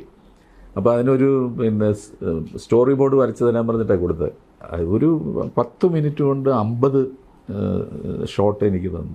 From that images I got a fantastic idea for ending of the film. ഇത് ഞാൻ വിചാരിച്ചതല്ല, AI ചെയ്ത് തന്ന ഫ്രെയിംസ് കണ്ടിട്ട് എൻ്റെ മനസ്സിലുണ്ടായ ട്രിഗർ ചെയ്ത ഒരു ഇതാണ്. This is like A sound, ഇത് അതിനെന്താ പറയണ്ടേ, സൗണ്ടിങ് ബോർഡോ. നമ്മളിത് ഇട്ട് കൊടുക്കുന്നു, അത് കുറച്ച് ഐഡിയാസ് ഇങ്ങോട്ട് തരുന്നു, we can pick and choose. അതിന് മാത്രം അതായത് വാസഹാലയിലെ ആ ഷോട്ടുകൾ എടുക്കുന്നതും ഇത്തരത്തിലുള്ള ഷോട്ട് എടുക്കുമ്പോൾ നമ്മളുടെ ഒരു സാറ്റിസ്ഫാക്ഷൻ്റെ വ്യത്യാസങ്ങൾ അല്ല, as A creator it is same. അപ്പം അത് ഡെഫിനറ്റ്ലി അതിൻ്റെ അകത്ത് ഇപ്പം ഞാനൊരു ഉദാഹരണം പറയാം. ഇപ്പം അതിൽ ഒരു ഈ ബീച്ചിൽ അവരുടെ കുടിലുകൾക്ക് മുന്നിൽ ഈ സ്പേസ് ഷിപ്പ് ലാൻഡ് ചെയ്യുന്നത് നോക്കിക്കൊണ്ട് നിൽക്കുന്ന വില്ലേജേഴ്സിൻ്റെ ഒരു കൂട്ടം ആൾക്കാരുടെ ഇത് ഞാൻ പ്രോംപ്റ്റ് ചെയ്തു. അപ്പോൾ അത് ഈ കുടിലിനകത്തുള്ള മണ്ണെണ്ണ വിളക്കിൻ്റെ വെളിച്ചം മാത്രമേ ഉള്ളൂ, അതിൻ്റെ ഒരു ഫെയിൻറ്റ് ഗ്ലോയിൽ വേണം ഇവരെ കാണാൻ. ഇതൊക്കെ പറഞ്ഞ് നമ്മൾ ഡീറ്റെയിൽ ആയിട്ട് പ്രോംപ്റ്റ് കൊടുത്തു കഴിഞ്ഞിട്ട് അതൊരു ഷോട്ട് എനിക്ക് തന്നു. ഓഫ് കോഴ്സ് അവിടെ കറക്ഷൻ വേണ്ടി വരും. അതിൽ മുണ്ടൊക്കെ കൊടുത്ത ആൾക്കാരുണ്ടെങ്കിലും പക്കാ മലയാളി ഫേസ് ഫീച്ചറൊന്നുമല്ല, അത് കറക്റ്റ് ചെയ്താലേ നമുക്ക് പിന്നെ കിട്ടുള്ളൂ. അപ്പം ഇത് എനിക്ക് കിട്ടുന്ന 2 സെക്കൻഡ് ഫ്രീ ടൈം ഉപയോഗിച്ചാണ് ഇതൊക്കെ ചെയ്ത് നോക്കുക. അപ്പം ഞാനത് ഫുൾ നൈറ്റ് നിന്ന് ലൈറ്റപ്പ് ചെയ്താലേ അങ്ങനെ ഒരു ഷോട്ട് എടുക്കാൻ പറ്റുള്ളൂ.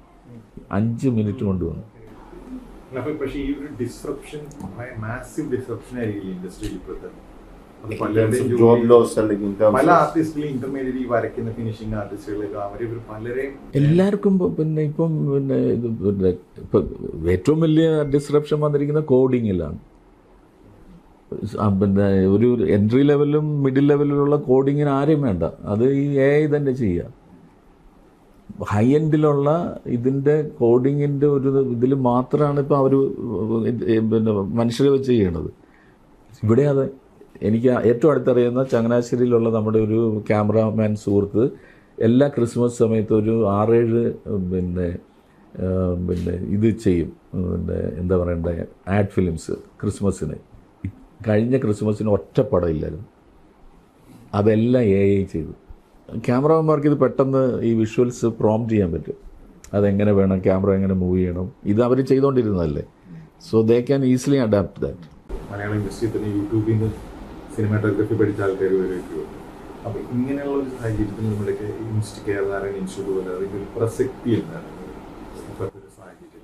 അത് അവിടെയാണ് ഒരു പ്രധാന ചോദ്യമാണിത്. ഇപ്പോൾ യൂട്യൂബിൽ നിന്ന് മാത്രമേ പഠിച്ചുള്ളൂ എന്ന് പറഞ്ഞാലും I don't totally believe that. അദ്ദേഹം മറ്റ് സിനിമാക്കാരുടെ കൂടെയൊക്കെ നിന്ന ഒരാളാണെന്നാണ് എൻ്റെ അറിവ്. അപ്പോൾ for the film that is A sales pitch. അപ്പം ഇതിൽ ഈ അതിൻ്റെ രണ്ടാമത്തെ ഇതിൽ ഈവൻ ഫിലിം ഇൻസ്റ്റിറ്റ്യൂട്ടുകളുടെ ഒരു ലോക സംഘടനയുണ്ട്, സിലക്ട് എന്ന് പറഞ്ഞിട്ട്. അത് വളരെ സ്ട്രിക്റ്റായിട്ടേ അവർ അഫിലിയേഷൻ കൊടുക്കുള്ളൂ. ഇപ്പോൾ 64 രാജ്യങ്ങൾ അതിൻ്റെ മെമ്പേഴ്സാണ്. അതിൽ ഇത്രയും കാലമായിട്ട് 186 ഫിലിം സ്കൂളുകളെ അവർ അംഗീകരിച്ചിട്ടുള്ളൂ, ഈ 64 രാജ്യങ്ങളിലും കൂടെ. ഇന്ത്യയിൽ നിന്ന് of course Pune film institute, Sathyajithra film institute, whistling would, നമ്മുടെ KR നാരായൺ ഇൻസ്റ്റിറ്റ്യൂട്ട്. അപ്പോൾ ഇതിൻ്റെ ഇൻസ്പെക്ഷന് വന്ന ഒരാൾ, അന്ന് ഞാൻ അതുമായിട്ട് ഒഫീഷ്യലി ബന്ധപ്പെട്ടല്ലെങ്കിലും ഒരു സിനിമാറ്റോഗ്രാഫി വർക്ക്ഷോപ്പ് ചെയ്യുന്നുണ്ട് അവിടെ, ലൈറ്റിംഗ് ഒക്കെ ചെയ്ത് കാണിച്ചുകൊണ്ടിരിക്കുക. അപ്പോൾ ഇതിൻ്റെ പാരീസിൽ നിന്ന് വന്ന ഒരു റെപ്രസെൻറ്റേറ്റീവ് എൻ്റെ അടുത്ത് വന്നിട്ട് ചെവിയിൽ രഹസ്യമായിട്ട് പറഞ്ഞു, why are you teaching all this? We only need screen play writers. Disney studio എല്ലാ ലോകത്തുള്ള എല്ലാ കഥകൾക്കും വേണ്ട എല്ലാത്തരം ക്യാരക്ടേഴ്സിനെയും എല്ലാത്തരം പശ്ചാത്തലവും ഉണ്ടാക്കി വെച്ചിട്ടുണ്ടെന്ന്. കഥ കൊടുത്താൽ മതി എന്ന് 5 വർഷം മുമ്പ് പറഞ്ഞത്. Now it is coming more and more true. But I don't think that this normal kind of film making will ever disappear. ഇപ്പം സിനിമ വന്നപ്പോൾ നാടകം പോകുമെന്ന് വിചാരിച്ചില്ലേ, അങ്ങനെ. പിന്നെ അതുപോലെ ഈ AI സിനിമ വന്നെന്ന് പറഞ്ഞാൽ അതൊരു പിന്നെ കുറച്ചുകൂടെ പിന്നെ റിയൽ പീപ്പിൾ പിന്നെ അഭിനയിച്ച സിനിമകൾ കുറേ കൂടെ വാല്യൂ ഉള്ള പ്രീമിയം പിന്നെ പ്രോഡക്റ്റുകളായിട്ട് മാറും. AI cinema will be less cheap, ചീപ്പറായിട്ടുള്ളത് അങ്ങനെ വരാം. So but every time there will be കഥ, സ്റ്റോറിയാണ് ഇതിൻ്റെ എല്ലാ അട്രാക്റ്റീവ് എലമെൻറ്റ്. ഒരു പിന്നെ സ്റ്റോറി നല്ലതാണെങ്കിൽ അത് AI ആണോ പിന്നെ അനിമേഷനാണോ എന്നൊന്നും ആരും നോക്കില്ല. നമ്മളിപ്പം ഫൈൻഡിങ് നെമോ കാർട്ടൂൺ ഫിലിമില്ലേ, ഫൈൻഡിങ് നെമോ, മീൻകുഞ്ചിനെ രക്ഷിക്കാൻ അപ്പൻ ചെയ്യുന്ന യാത്ര, കടലിൽ സമുദ്രങ്ങൾ താണ്ടിയിട്ടുള്ള യാത്ര, അത് ആനിമേഷൻ ഫിലിമാണ്. ഒരു കൊച്ചു മീനിൻ്റെ കഥയാണ്. പക്ഷേ ആളുകൾ millions of people saw it. ഭയങ്കര ബോക്സ് ഓഫീസ് വിജയം നേടിയ പടം. So ultimately it is story and പിന്നെ that history comes from our cave life. അപ്പോൾ അത് അന്ന് കാലം തൊട്ട് സർവൈവലിൻ്റെ ഒരു ഭാഗമായിട്ട് തന്നെയാണ് സ്റ്റോറി ഡെവലപ്പ് ചെയ്തിരിക്കുന്നത്. ഇപ്പം ഈ നമുക്ക് കഥകളില്ലെങ്കിൽ ഒരു പോസിബിലിറ്റിയേ ഉള്ളൂ, വട്ട് പിടിക്കും. കഥകൾ makes you saner. That is one attraction. Because നമുക്ക് അറിയാൻ പാടില്ലാത്ത പിന്നെ ജീവിതത്തിൻ്റെ പിന്നെ കുടുക്ക് വഴികളിലൊക്കെ സഞ്ചരിക്കാനും ഒക്കെ നമുക്കൊരു ഇത് അവസരം തരികയും എങ്ങനെ അതിനെ പെരുമാറണം, എങ്ങനെ അതിൽ നിന്നൊക്കെ വിട്ടുവരണമെന്നൊക്കെ നമ്മളെ പറഞ്ഞ് പഠിപ്പിക്കാൻ വേണ്ടിയിട്ടാണ് യഥാർത്ഥത്തിൽ കഥകൾ. അപ്പോൾ അതിൽ ഞാൻ എപ്പോഴും ഇപ്പം കുട്ടികളോട് പറയുമ്പോഴും പിന്നെ ഗുരു നിത്യം പറഞ്ഞ ഒരു കാര്യവും കുഞ്ഞുണ്ണി മാഷ് പറഞ്ഞ ഒരു കാര്യവും പറയും. ഗുരു നിത്യം പറഞ്ഞ് കലയില്ലെങ്കിൽ കലഹം, ലോകത്ത് കലയില്ലെങ്കിൽ പിന്നെ കലഹമേ ഉണ്ടാവുള്ളൂ. കുഞ്ഞുണ്ണി മാഷ് പറഞ്ഞത് ഇച്ചിരൂടെ ഇത് പറഞ്ഞു, കലയില്ലെങ്കിൽ കലി. അപ്പം ഈ പിന്നെ ആർട്ടാണ് ഒരുപക്ഷെ ഈ തരത്തിലുള്ള പലതരത്തിലുള്ള വിദ്വേഷ ഇതിൽ നിന്നും അല്ലെങ്കിൽ പിന്നെ സംഘർഷങ്ങളിലൊക്കെ മനുഷ്യ സമൂഹത്തെ ഒന്ന് പിന്നെ കൂട്ടിയോജിച്ച് കൊണ്ടുപോകാൻ പറ്റുന്ന. കുഞ്ഞുണ്ണി മാഷ് അത് പ്രത്യേകം പറയുന്നുണ്ട്. അപ്പോൾ എന്താ അദ്ദേഹം പറയുന്നത്, ഈ 100 പേര് ഒരുമിച്ച് ഒരു കലാ സൃഷ്ടി ആസ്വദിക്കുമ്പോഴത്തേന് ഈ 100 ഹൃദയങ്ങളും ആഴത്തിൽ ഒന്നായിത്തീരുന്നു. അങ്ങനെ ഒന്നായിത്തീരുന്നാൽ നന്നായിത്തീരും. അപ്പോൾ അദ്ദേഹത്തിൻ്റെ ഭാഷയിലുള്ള ഇതുണ്ടല്ലോ, കൊച്ചു കൊച്ചു വാചകങ്ങളിലൂടെ ആ ഒന്നായിത്തീരലാണ് നന്നായിത്തീരൽ. അപ്പോൾ ഇപ്പം അങ്ങനെയാണ്. ഇപ്പം പല സിനിമകളും ഇപ്പം ഒരു വിദ്വേഷത്തിൻ്റെ ആ ഒരു ഇതിലേക്കൊക്കെ പോകുന്നില്ല ഇപ്പോഴത്തെ. അല്ല, ഞാൻ അദ്ദേഹത്തിൻ്റെ വാക്കുകൾ കടമെടുത്ത് പറയുകയാണ്, എൻ്റെ വാക്കുകളല്ല. അപ്പോൾ അദ്ദേഹം പറയുന്നുണ്ട് അതിൻ്റെ അകത്ത്, മംഗളം വായിച്ചുകൊണ്ടിരുന്നാൽ പിന്നെയും മംഗളം വായന വരും, മംഗളം വായിച്ച് പിന്നെ അമംഗളം. അപ്പം വായിക്കേണ്ടത് കാണണം, ഇല്ലെങ്കിൽ പോയി. ഞാൻ ഈ അടുത്ത കാലത്ത് മലയാള സിനിമയിൽ വർദ്ധിച്ചു വരുന്ന വയലൻസിനെ കുറിച്ചിട്ട് ഒരു വലിയ നീണ്ട ലേഖനം മലയാള മനോരമയിൽ എഴുതിയായിരുന്നു. ഒരു ഹാഫ് പേജുള്ളൊരു ലേഖനം. അതെനിക്ക് അതിന് തലേ ആഴ്ചയിൽ എറണാകുളത്തുള്ള ഒരു സൈക്കോളജിസ്റ്റ് ഇതെല്ലാം നോർമലാണ്, ഇത് പിന്നെ അതുകൊണ്ടൊന്നും മനുഷ്യർ മാറിപ്പോവില്ല എന്നും പറഞ്ഞിട്ടൊരു ലേഖനം ഒരു സൈക്കോളജിസ്റ്റ് എഴുതി. അതെന്നെ ട്രിഗർ ചെയ്തു, ശരിക്കും അരിശപ്പെടുത്തി. അപ്പോൾ അതിൻ്റെ ഒരു പിന്നെ ദേഷ്യത്തിൽ എഴുതിയ ഇതാണ് ആ ആർട്ടിക്കിൾ. വേറെ കാര്യം ചോദിക്കട്ടെ, ഈ KR നാരായണ ഇൻസ്റ്റിറ്റ്യൂട്ടിൻ്റെ ഇപ്പോഴത്തെ ഒരു അവസ്ഥ എന്തായിരുന്നു? പൂന ഫിലിം ഇൻസ്റ്റിറ്റ്യൂട്ടിലൊക്കെ പഠിച്ചു അതേപോലത്തെ ഒരു എക്കോസിസ്റ്റവും ഒരു കൾച്ചറും ഒക്കെ ആയോ? അത് എത്രത്തോളം ഏത് അവസ്ഥയിലാണ്? ഗ്രോയിങ് അപ്പ് ബാങ്ക്സിൻ്റെ ഒരു ലെവലിൽ നിൽക്കുകയാണ് ഇപ്പം. ഈ പിന്നെ ഇതിൽ എന്നോട് അതിൻ്റെ ഒരു അതാണ് ഞാൻ നേരത്തെ പറഞ്ഞത്. ഈ ഇപ്പോൾ അന്ന് പൂന ഫിലിം ഇൻസ്റ്റിറ്റ്യൂട്ട് പൂനെയിലാണ്. പൂനെയിൽ ഒരു വലിയ കൾച്ചറൽ സെൻ്ററാണ്. സാഹിത്യം, നാടകം, പിന്നെ ലിറ്ററേച്ചർ, ഇങ്ങനെയൊക്കെയുള്ള എല്ലാ തരത്തിലുള്ള ആളുകളും വിദ്യാഭ്യാസ സ്ഥാപനങ്ങൾ, മറ്റ് സ്ഥാപനങ്ങളും ഒക്കെയുള്ള ഒരു ആ ലോ കോളേജ് റോഡിനടുത്തും എല്ലാം നാഷണൽ ഫിലിം ആർക്കൈവ് തുടങ്ങിയിട്ട് നമ്മളൊക്കെ ഇൻസ്റ്റിറ്റ്യൂട്ടിൽ ചേരുന്നത് തന്നെ ആർക്കൈവ്സിലെ ഫിലിം കാണാൻ വേണ്ടിയാണ്. പഠിത്തത്തെക്കാൾ ഉപരി ആ പിന്നെ വൈകിട്ട് കാണിക്കുന്ന സിനിമകൾ നമുക്ക് അല്ലാതെ വേറൊരിടത്തും കാണാൻ പറ്റില്ല. അപ്പോൾ അങ്ങനെയുള്ളൊരു ഇത് ഇപ്പം ഓരോരുത്തരുടെ കയ്യിലും ഈ പറഞ്ഞ 1000കണക്കിന് സിനിമകൾ പിള്ളേരുടെ കയ്യിലുണ്ട്. ഇത് ഇവർ ഒരിക്കലും കാണത്തുമില്ല. ഞാൻ എംഫസൈസ് ചെയ്യുന്ന ഒരു കാര്യമുണ്ട്. അതാണ് നേരത്തെ ഈ കുഞ്ഞുണ്ണി മാഷുടെ ഇത് പറഞ്ഞത്. ഒരു മൊബൈൽ ഫോണിലോ പിന്നെ ലാപ്ടോപ്പിൻ്റെ സ്ക്രീനിലോ ഒറ്റയ്ക്കിരുന്ന് കാണുന്നതല്ല സിനിമ. സിനിമ ആക്ച്വലി ഒരു സോഷ്യൽ ആക്റ്റാണ്. അപ്പോൾ ആ സോഷ്യൽ ആക്റ്റിൻ്റെ പ്രസക്തിയിൽ മാത്രമേ സിനിമയ്ക്ക് നിലനിൽപ്പുള്ളൂ. അപ്പോൾ ആ പിന്നെ കൂട്ടായ്മയാണ് സിനിമയിലെ പ്രധാനപ്പെട്ട ഒരു കാര്യം. അപ്പോൾ അങ്ങനെ കാണാനുള്ളൊരു അവസരം നമുക്കിവിടെയുണ്ട്. വലിയ തിയേറ്ററിൽ മുഴുവനായിട്ടിരുന്ന് എല്ലാവർക്കും കൂടെ ഇരുന്ന് ഈ സിനിമ ആസ്വദിക്കാനും അതിനെ കാണാനും ചെയ്യുമ്പം അതൊരു കാര്യം, കൂട്ടായ്മ. പിന്നെ സിനിമയുടെ പിന്നെ കലാസങ്കല്പങ്ങൾ മുഴുവൻ വലിയ സ്ക്രീനിൻ്റെ അളവുകൾക്കനുസരിച്ചിട്ടാണ്. അപ്പോൾ ആ വലിയ സ്ക്രീൻ അല്ലെങ്കിൽ ഇതൊന്നും വർക്കാവില്ല. ഇപ്പോഴത്തെ ഈ ഡിജിറ്റൽ ഫിലിം മേക്കിങ്ങിൽ വന്ന ഒരു പ്രധാന പ്രോബ്ലം അതും കൂടിയുണ്ട്. എഡിറ്റ് ചെയ്യുന്ന സമയത്ത് കമ്പ്യൂട്ടറിലാണ് കാണുന്നത്. ഇവരാരും ഇത് തിരിച്ച് തിയേറ്ററിൽ പ്രൊജക്റ്റ് ചെയ്തിട്ട് ഫൈനലായിട്ട് ഒന്ന് കണ്ടു നോക്കിയിട്ട് ചെയ്യുന്ന വളരെ ചുരുക്കം ഡയറക്ടേഴ്സേ ഉള്ളൂ. അല്ലെങ്കിൽ ഈ മേശയിൽ ഇത് കണ്ടു, ഉടനെ തന്നെ പ്രിൻ്റ് എടുത്തു, പിന്നെ കാണിക്കുക വലുതായിട്ട്. കംപ്ലീറ്റ് തെറ്റും.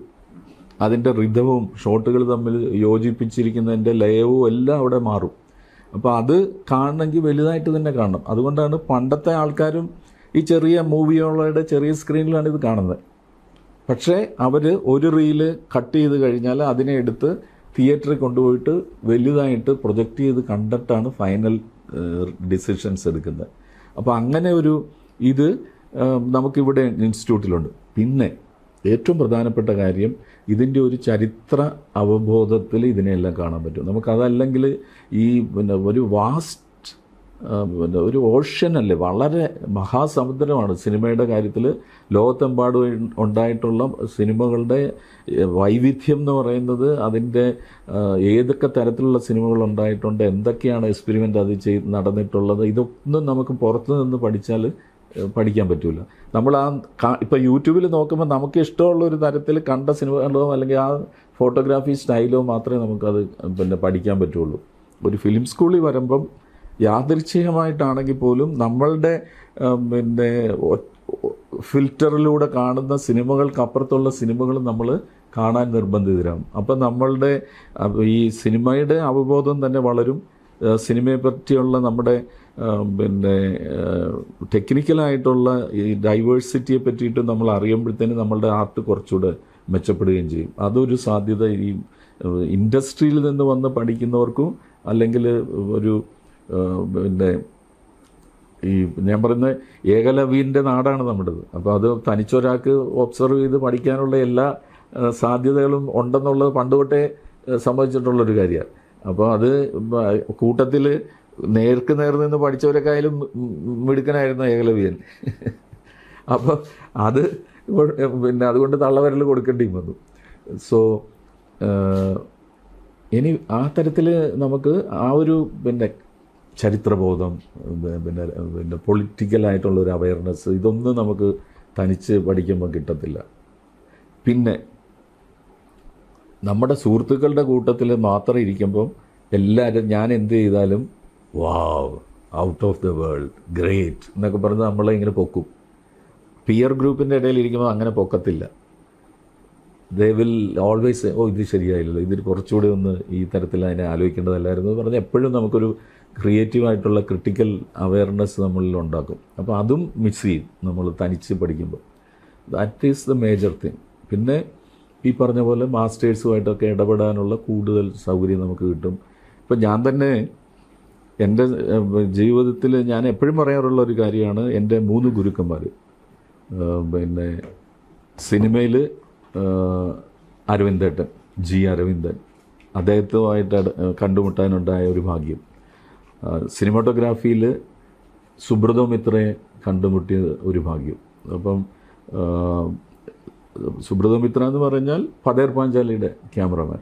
അപ്പം എൻ്റെ ജീവിതത്തിലെ ഏറ്റവും വലിയ ഭാഗ്യമാണ് ഞാൻ അദ്ദേഹത്തിൻ്റെ പരിചയത്തിലേക്ക് വന്നത്. ഞങ്ങൾക്ക് പഠിക്കുമ്പോഴത്തേന് പിന്നെ അദ്ദേഹം വർക്ക്ഷോപ്പ് എടുത്തിട്ടുണ്ട്, ക്ലാസ് എടുത്തിട്ടുണ്ട്. അന്നൊന്നും ഞാൻ അടുത്ത് പോയി വേണ്ടിയിട്ട് പോലുമില്ല, അത്രയും പ്രായവും ബഹുമാനവും കൊണ്ട് അടുത്ത് പോലും പോയിട്ടില്ല. പക്ഷെ പിറവി പിന്നെ റിലീസ് ചെയ്ത് കഴിഞ്ഞിട്ട് ഫെസ്റ്റിവലിൽ വന്നപ്പം ഞാൻ ഷാജിച്ചേട്ടനോട് പറഞ്ഞിട്ട് പിറവിയുടെ ഒരു പിന്നെ സ്പെഷ്യൽ പിന്നെ സ്ക്രീനിങ് അദ്ദേഹത്തിന് വേണ്ടി ചെയ്തു. അന്ന് തൊട്ട് പുള്ളി പിന്നെ എന്നോട് വലിയ ഇഷ്ടം പുള്ളിക്കുണ്ടായി. ഒരു ഇന്ത്യൻ സിനിമയിൽ അദ്ദേഹത്തിൻ്റെ സിനിമകളെക്കുറിച്ച് അല്ലാതെ അദ്ദേഹം ആകെ പിന്നെ രേഖപ്പെടുത്തിയിട്ടുള്ള ഒരു സിനിമ പിറവിയാണ്. അപ്പോൾ അത് പിന്നെ ഇന്ന് മാത്രമല്ല, ഈ അദ്ദേഹം മരിച്ചു കഴിഞ്ഞ് 10 വർഷം കഴിഞ്ഞിട്ട് ഇറ്റലിയിൽ, നമ്മുടെ ഇവിടെ ആരും അത് ചെയ്തില്ല, സുബ്രതോ മിത്ര മരിച്ചു കഴിഞ്ഞ് 10 വർഷം കഴിഞ്ഞപ്പോൾ ഇറ്റലിയിൽ ഒരു ടൗൺ ഇദ്ദേഹത്തിൻ്റെ സിനിമകളും അദ്ദേഹത്തിൻ്റെ സിനിമാറ്റോഗ്രാഫിയെയും ആദരിച്ചുകൊണ്ടൊരു വലിയ ഫെസ്റ്റിവൽ അവിടെ സംഘടിപ്പിച്ചു. അപ്പം അവർ എങ്ങനെയാണെന്ന് അറിയത്തില്ല, അവർ തേടിപ്പിടിച്ച് എൻ്റെ അടുത്ത് ഒരു കത്ത് വന്നു. We are pleased to include your film Piravi along with other 4 films because we assume that you are the follower of the same gharana. ആ ഒരു ഇത് ഫോളോ ചെയ്യുന്നു എന്നും പറഞ്ഞ് പിന്നെ അവർ എനിക്ക് അയച്ചു. എന്നിട്ട് പിറവിയും കാണിച്ചു 5ാമത്തെ സിനിമയായിട്ട് അവിടെ. അപ്പോൾ അവരെങ്ങനെ ഇത് തപ്പി പിടിച്ചെടുത്തെന്ന് അറിയത്തില്ല. But that was a big honour. ആൻഡ് എനിക്ക് കിട്ടിയിട്ടുള്ള ഏറ്റവും വലിയ അവാർഡ് എന്ന് പറയുന്നത് പിന്നെ ഈ കാഹിനി എന്ന് പറഞ്ഞിട്ടുള്ള സിനിമ, ഈ സുബ്രതോ മിത്ര പ്രൊഫസർ എമിറേറ്റേഴ്സ് ആയിട്ട് പിന്നെ SRFTയിൽ പഠിപ്പിക്കുന്ന സമയത്ത് എല്ലാ കൊല്ലവും എന്നെ വിളിക്കും വർക്ക്ഷോപ്പിന് വേണ്ടിയിട്ട്. അപ്പോൾ അവിടെ ചെന്നിട്ട് ഞാൻ വർക്ക്ഷോപ്പ് കണ്ടക്ട് ചെയ്യും, ഇടയ്ക്കൊക്കെ വന്ന് നോക്കിയിട്ട് പോകും. അപ്പോൾ അതിൽ കാഹിനി എന്ന് പറഞ്ഞ സിനിമ, അവിടെ ഞാൻ ബംഗാളിൽ ചെയ്ത ഒരു സിനിമ, അത് പിന്നെ അദ്ദേഹം പിന്നെ ഇതിന് വേണ്ടിയിട്ട് 2ാമത്തെ തവണ സ്ക്രീൻ ചെയ്തിട്ട് പിന്നെ അദ്ദേഹം കാണുന്നത്. പക്ഷേ ആ ലൈറ്റ് പിന്നെ എൻഡ് ചെയ്ത് ലൈറ്റ് തെളിയുന്നതിന് മുമ്പ് ഒരു ക്ലാപ്പ്. അപ്പം ഞാൻ നോക്കിയപ്പോഴത്തേന് സുബ്രതോ മിത്ര ഇതിരുന്ന് ക്ലാപ്പ് ചെയ്യുക. So that was my biggest award. And of course later എനിക്ക് സാക്ഷാൽ VK മൂർത്തി സാറിൻ്റെ കയ്യിൽ നിന്നും ഒരു അവാർഡ് മേടിക്കാനുള്ള ഭാഗ്യം ഉണ്ടായിട്ടുണ്ട്. VK മൂർത്തി സാർ എന്ന് പറഞ്ഞാൽ ഗുരുദത്തിൻ്റെ ക്യാമറമാൻ, കാഗസ് കെ ഫൂൽ, പ്യാസ, സാഹിബ് ബീബി ഓർ ഗുലാം എന്നൊക്കെ പറയുന്ന ഇന്ത്യൻ ക്ലാസിക്സ്. അപ്പോൾ അത് ഈ 2 പേരെക്കാളും വലിയ ക്യാമറമാന്മാർ നമ്മളുടെ ആ കാര്യത്തിൽ ഈ ഇന്ത്യയിൽ നമുക്കെല്ലാം ഏറ്റവും മാതൃകയായിട്ടുള്ള ഏറ്റവും ഗുരുക്കന്മാരെന്ന് പറയാവുന്ന ഇവർ 2 പേരുമാണ്. അപ്പം ഈ സുബ്രതോ ദാത്തയെ പറ്റി അറിയാത്തൊരു കാര്യം കൂടെ ഞാനിപ്പോൾ പറയുകയാണ്. ലോകത്തെല്ലായിടത്തും ഇന്ന് പിന്നെ വ്യാപകമായി ഉപയോഗിക്കുന്ന ഇപ്പോഴത്തെ ഈ സോഫ്റ്റ് ലൈറ്റിംഗ് രീതി, സോഫ്റ്റ് ബോക്സസും ബൗൺസിങ്ങും ഇൻ്റർനാഷണലി ആദ്യമായിട്ട് പ്രാക്ടീസ് ചെയ്ത് തുടങ്ങിയത് സുബ്രതോ മിത്രയാണ്. പതേർ പഞ്ചാലി കഴിഞ്ഞിട്ടുള്ള അപരാജിതോ, പിന്നെ അബു സെൻസർ അപരാജിതോ, അതിൽ അപരാജിതോയിലാണ് പിന്നെ ഇത് യൂസ് ചെയ്ത് തുടങ്ങിയത്. അത് പിന്നെ അവർ തന്നെ അത് കണ്ടിട്ടാണ് പിന്നെ യൂറോപ്പിലുള്ള ഒരുപാട് പിന്നെ ക്യാമറമാർ, പ്രത്യേകിച്ച് പാരീസിലുള്ള ഒത്തിരി പിന്നെ ക്യാമറ ആൾക്കാർ ഇത് എമുലേറ്റ് ചെയ്തിട്ട് ആ തരത്തിൽ വർക്ക് ചെയ്യാൻ തുടങ്ങിയതും. ഈ ഓഫ് കോഴ്സ് ഈ സ്വീഡനിൽ ഇതേ കാലയളവിൽ തന്നെ, പക്ഷേ ദാദയാണ് ആദ്യം അത് തുടങ്ങിയിട്ടുള്ളത്. 60s തന്നെ പിന്നെ സ്വെന്നിക്കിസ്റ്റും ഈ സോഫ്റ്റ് ലൈറ്റിങ്ങും ഇതിൻ്റെ നാച്ചുറലായിട്ടുള്ള ലൈറ്റിങ്ങിൻ്റെ ഇത് തുടങ്ങി. അപ്പോൾ പല പ്രാവശ്യം ഇങ്ങനെ കണ്ടു പരിചയപ്പെട്ട് അദ്ദേഹം ഒരു തവണ പിന്നെ വന്ന് കുറേ നേരമായിട്ടും അദ്ദേഹം പോകുന്നില്ല വർക്ക്ഷോപ്പ് ലാസ്റ്റ് ടൈം ചെയ്തപ്പോൾ. അപ്പോൾ ഞാൻ ചോദിച്ചു, ദാദാ ഇങ്ങനെ ഇവിടെ നിന്നാൽ ഞാൻ എങ്ങനെ ലൈറ്റ് ചെയ്യും? അപ്പം നീ എന്നോട് പോകാനാണോ പറഞ്ഞതെന്ന് ചോദിച്ചു. അങ്ങനെ ഞാൻ ഒരിക്കലും പറയത്തില്ല, ദാദാ നിൽക്കുമ്പോൾ എനിക്ക് ആ ധൈര്യം ഇച്ചിരി കുറയും ഇത് ലൈറ്റ് ചെയ്യാമെന്ന് പറഞ്ഞു. അപ്പം പറഞ്ഞ് ഒരു കാര്യം ചെയ്യാം, ഐ വിൽ അസിസ്റ്റ് യു. നീ പിന്നെ ലൈറ്റ് ചെയ്തോ, ഞാൻ റീഡിങ് എടുക്കാമെന്ന് പറഞ്ഞു. Then he did that. So he loved me so much. അപ്പം പിന്നെ അന്നേരം ഒരിക്കൽ ചോദിച്ചു, do you know why I like your cinematography എന്ന് എന്നോട് ഇങ്ങോട്ട് ചോദിച്ചു. അപ്പം ഞാൻ പറഞ്ഞു, ദാദാ എനിക്കെങ്ങനെ പറയാൻ പറ്റും, ദാദ തന്നെ പറയാൻ പറഞ്ഞു. Then he said, it never look lit up. That was only one line and it always comes behind my ear. അപ്പം കൂടുതൽ ലൈറ്റ് വെച്ച ഉടനെ ഒരെണ്ണം ഓഫ് ചെയ്യും.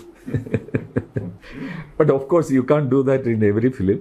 പക്ഷെ വെനെവർ പിന്നെ ഞാൻ എൻ്റെ ഒരു ലാസ്റ്റ് ചെയ്തൊരു സിനിമയുണ്ട്, പിന്നെ ഡിജിറ്റലിൽ ഫുൾ ചെയ്തൊരു പടം, ചോട്ടി മോട്ടി ബാത്ത എന്ന് പറഞ്ഞിട്ട്, സോഹിനി ദാസ് ഗുപ്ത. അപ്പോൾ സോഹിനി ദാസ് ഗുപ്തയുടെ ആ സിനിമയിൽ ഐ ഹാവ് ഓൾമോസ്റ്റ് പിന്നെ entirely try to practice that. You will never feel that it is lit up. അപ്പോൾ അതിനൊരു കുഴപ്പമുണ്ട്. വല്ല അവാർഡിനൊക്കെ ചെല്ലുമ്പം അവർ പറയും, അവാർഡിലിരിക്കുന്നവർ പറയും ഇതൊന്നും ചെയ്തിട്ടില്ലല്ലോ, അവൈലബിൾ ആയിട്ട് ഷൂട്ട് ചെയ്തല്ലേ എന്ന് പറയും. സോ അത് ഈ അവാർഡിന്റെ കാര്യം പറഞ്ഞിട്ട് ഇപ്പം ഒരു ട്രെൻഡ് ഉണ്ടല്ലോ ഈ അവാർഡ് അങ്ങനെ ഇതുപോലെയുള്ള റിജക്ഷൻ വരുന്നുണ്ടോ അതോ?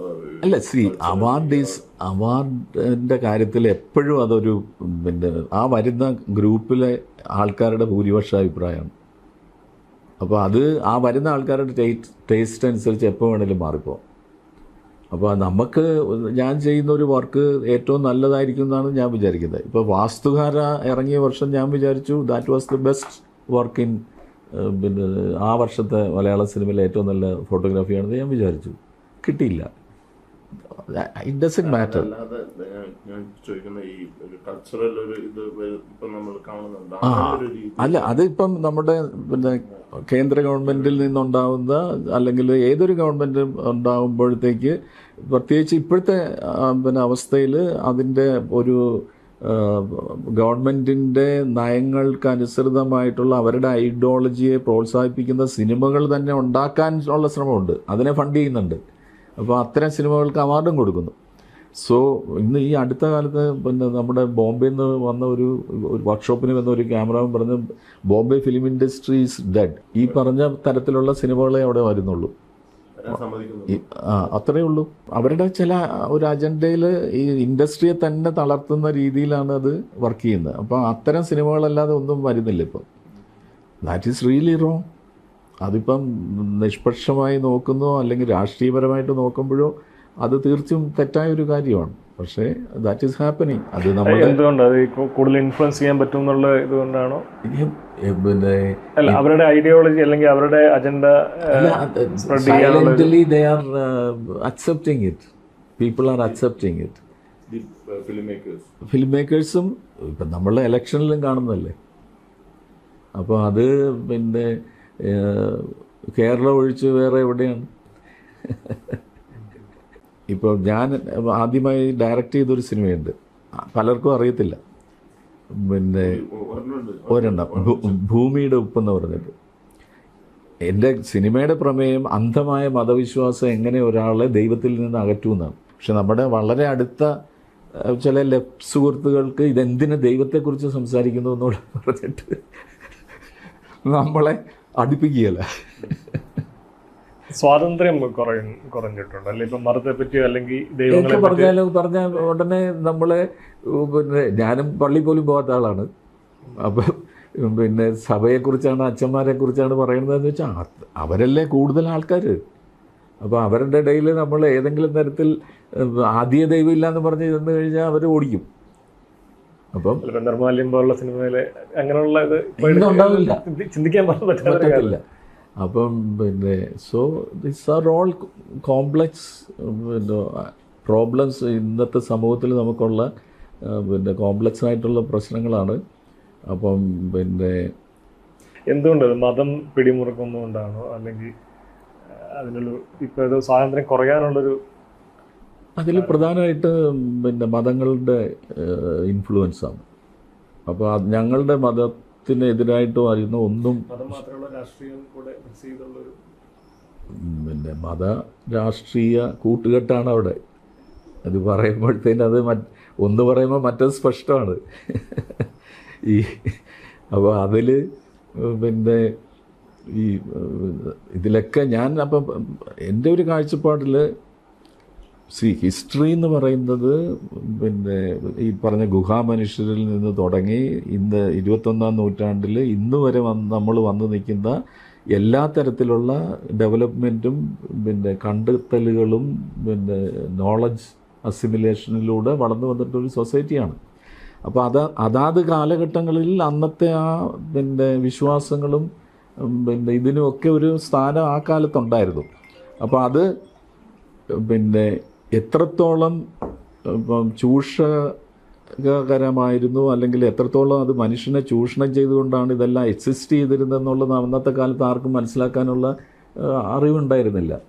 അപ്പം ഇന്ന് നമ്മൾ പുറകോട്ട് നോക്കുമ്പോഴും ഒരു സമൂഹത്തിൽ ഈ ഒരു പ്രത്യേകിച്ചും സ്ത്രീകളുടെ സ്ഥാനം എല്ലാ മതങ്ങളിലും ഉള്ള ഒരു പ്രധാനപ്പെട്ട പിന്നെ എന്താ പറയണ്ടേ ഡ്രോബാക്ക്, പിന്നെ അല്ലെങ്കിൽ അവരുടെ ഒരു ന്യൂനത ഈ സ്ത്രീകൾക്കുള്ള സ്ഥാനമാണ്.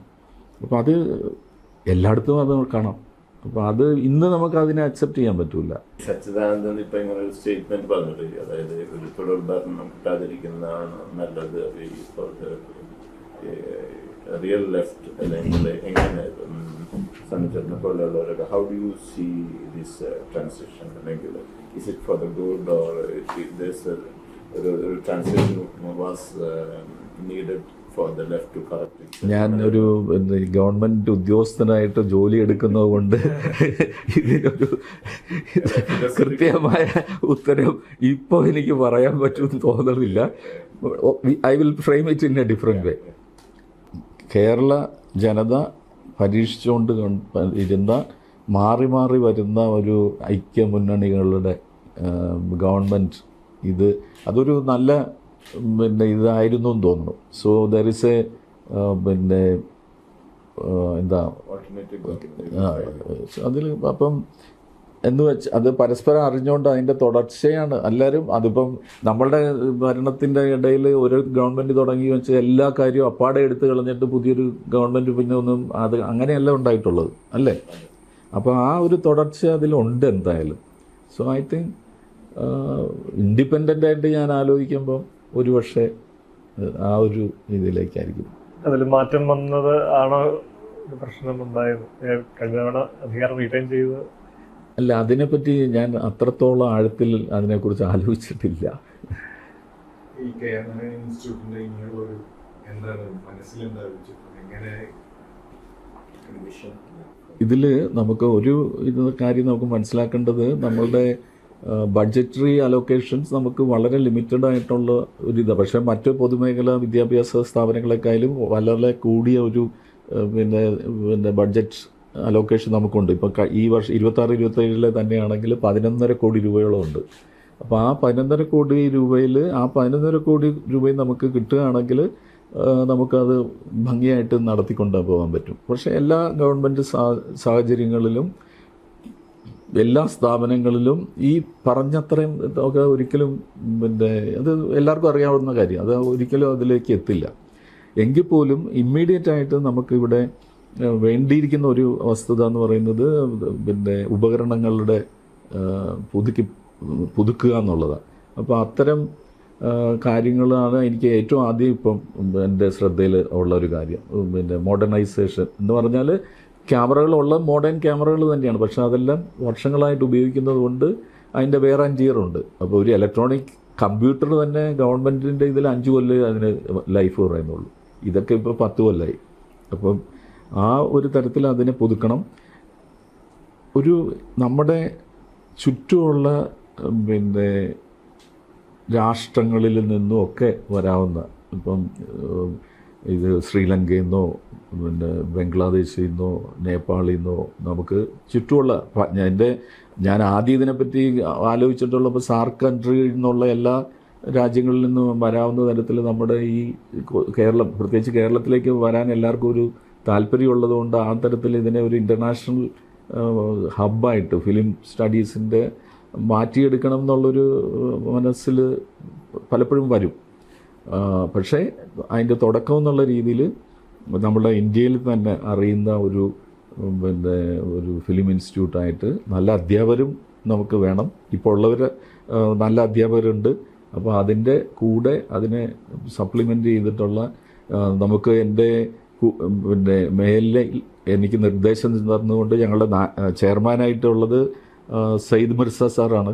അപ്പോൾ സയ്യിദ് മിർസ സാറിൻ്റെ വിഷനൊക്കെ ഒരു ഐഡിയലായിട്ടുള്ള ഒരു ഏറ്റവും ഊഷ്മളമായ പിന്നെ സ്നേഹം നിറഞ്ഞ ഒരു ക്യാമ്പസായിട്ട് ഇതിനെ മാറ്റണം, അല്ലെങ്കിൽ ഒരു പിന്നെ ആർട്ടിൻ്റെ ഒരു കലയുടെയും പിന്നെ രാഷ്ട്രീയത്തിൻ്റെയൊക്കെ ഏറ്റവും നല്ല മാതൃകകളായിട്ട് ഇവിടെ ഈ പിന്നെ ക്യാമ്പസിനെ മാറ്റണമെന്നുള്ള ഒരു സ്വപ്നം അദ്ദേഹത്തിനുണ്ട്. അപ്പോൾ ആ തരത്തിൽ അദ്ദേഹത്തിൻ്റെ ആ സ്വപ്നത്തിനൊപ്പം നടക്കാനാണ് എനിക്കും ഇഷ്ടം. അപ്പോൾ ആ ഒരു രീതിയിൽ വികസിപ്പിച്ചെടുക്കണം. അതിൻ്റെ ഒരുപാട് കടമ്പകൾ കടക്കാനുണ്ട്. ഏറ്റവും പ്രധാനപ്പെട്ടതിനെ പലപ്പോഴും പിന്നെ അൺസർട്ടനിറ്റീസ് ഉണ്ടായിരുന്നതുകൊണ്ട് ഒരു റെഗുലറൈസ് ആയിട്ടില്ല ഇപ്പോഴും. ഒരു നമ്മൾ ഒന്ന് ഓടിത്തുടങ്ങിയെന്ന് പറയാൻ പറ്റില്ല, ഇപ്പോഴും അതിൻ്റെ ട്രാക്കിൽ വന്നിട്ടില്ല. അതായിട്ട് കണക്ട് ചെയ്തൊരു ചോദ്യമാണ് ഈ എനിക്ക് തോന്നുന്നു കേരള ഇൻസ്റ്റിറ്റ്യൂട്ടിലെ ഡയറക്ടർ സ്ഥാനം എന്ന് പറയുന്നത് കഴിഞ്ഞ് കുറച്ച് നാളായിട്ട് കുറച്ച് കോൺട്രവേഴ്സിയിൽ ഒരു മുൾക്കിരീടം പോലെയാണ്. അപ്പോൾ ഇപ്പൊ ഈ കഴിഞ്ഞ മാസങ്ങളിൽ പ്രവർത്തിച്ചപ്പോൾ എങ്ങനെയാണ് തോന്നുന്നത്? അത് ഞാൻ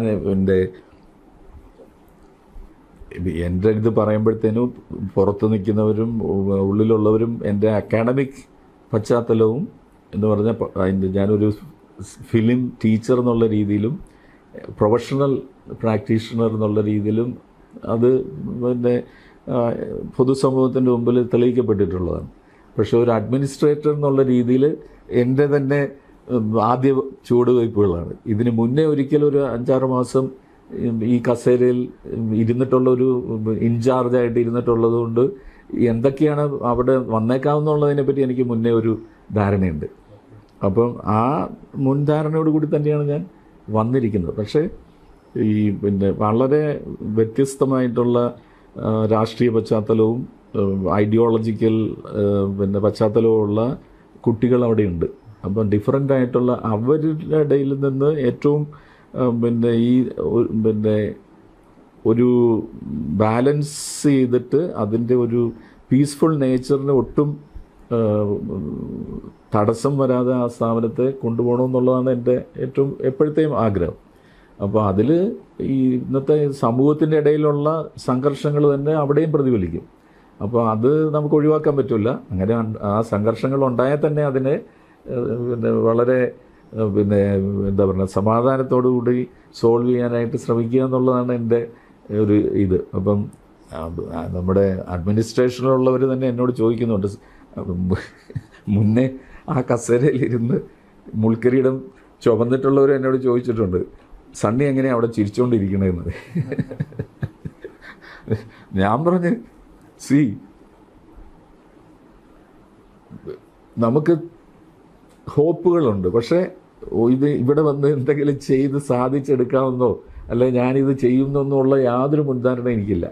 അപ്പം പിന്നെ അതിൻ്റെ ഡേ ടു ഡേ എക്സിസ്റ്റൻസിനെ ഞാൻ മുന്നേ പറഞ്ഞ പോലെ തന്നെ വീണ്ടും ഡേ ടു ഡേ എക്സിസ്റ്റൻസിൽ അതിനെ എങ്ങനെ മെച്ചപ്പെട്ട രീതിയിൽ ചെയ്യാം. അപ്പോൾ അത് നമുക്ക് വിചാരിക്കാൻ പറ്റാത്ത ഒത്തിരി കാര്യങ്ങൾ പിന്നെ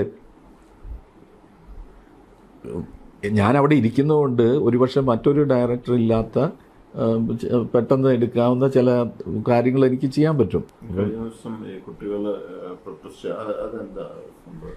അത് അവിടെ പിന്നെ നമ്മൾ പുറത്തുനിന്ന് ആർക്കും ഒരു നിശ്ചിത ഫീസ് തന്നിട്ട് വന്ന് കാണാനും ഒക്കെയുള്ളൊരു സൗകര്യം ശനിയാഴ്ച ദിവസങ്ങളിൽ ക്ലാസ് അന്ന് ഇവർക്ക് ലൈബ്രറി ടൈമൊക്കെ ആയിട്ടാണ്. അപ്പോൾ ആ ദിവസങ്ങളിൽ വന്ന് കാണാമെന്ന് പറഞ്ഞിട്ട് ഒരു സംഘം ആളുകൾ അവിടെ വന്നപ്പോഴത്തേന് കുട്ടികളുമായിട്ട് വന്നപ്പം അവരെ അവിടെ കയറാൻ അനുവദിക്കില്ല എന്ന് പറഞ്ഞ് ഒരു കുറച്ച് 4-5 പേര് വന്നിട്ട് ബഹളം ഉണ്ടാക്കി. കോമ്പൗണ്ടിൻ്റെ അകത്തും ക്ലാസ്സിനകത്തും പിന്നെ അല്ലല്ല മെയിൻ CRT എന്ന് പറയും. ഇത് ക്ലാസ് എടുക്കണമെന്ന് ഞാൻ തന്നെയാണ്.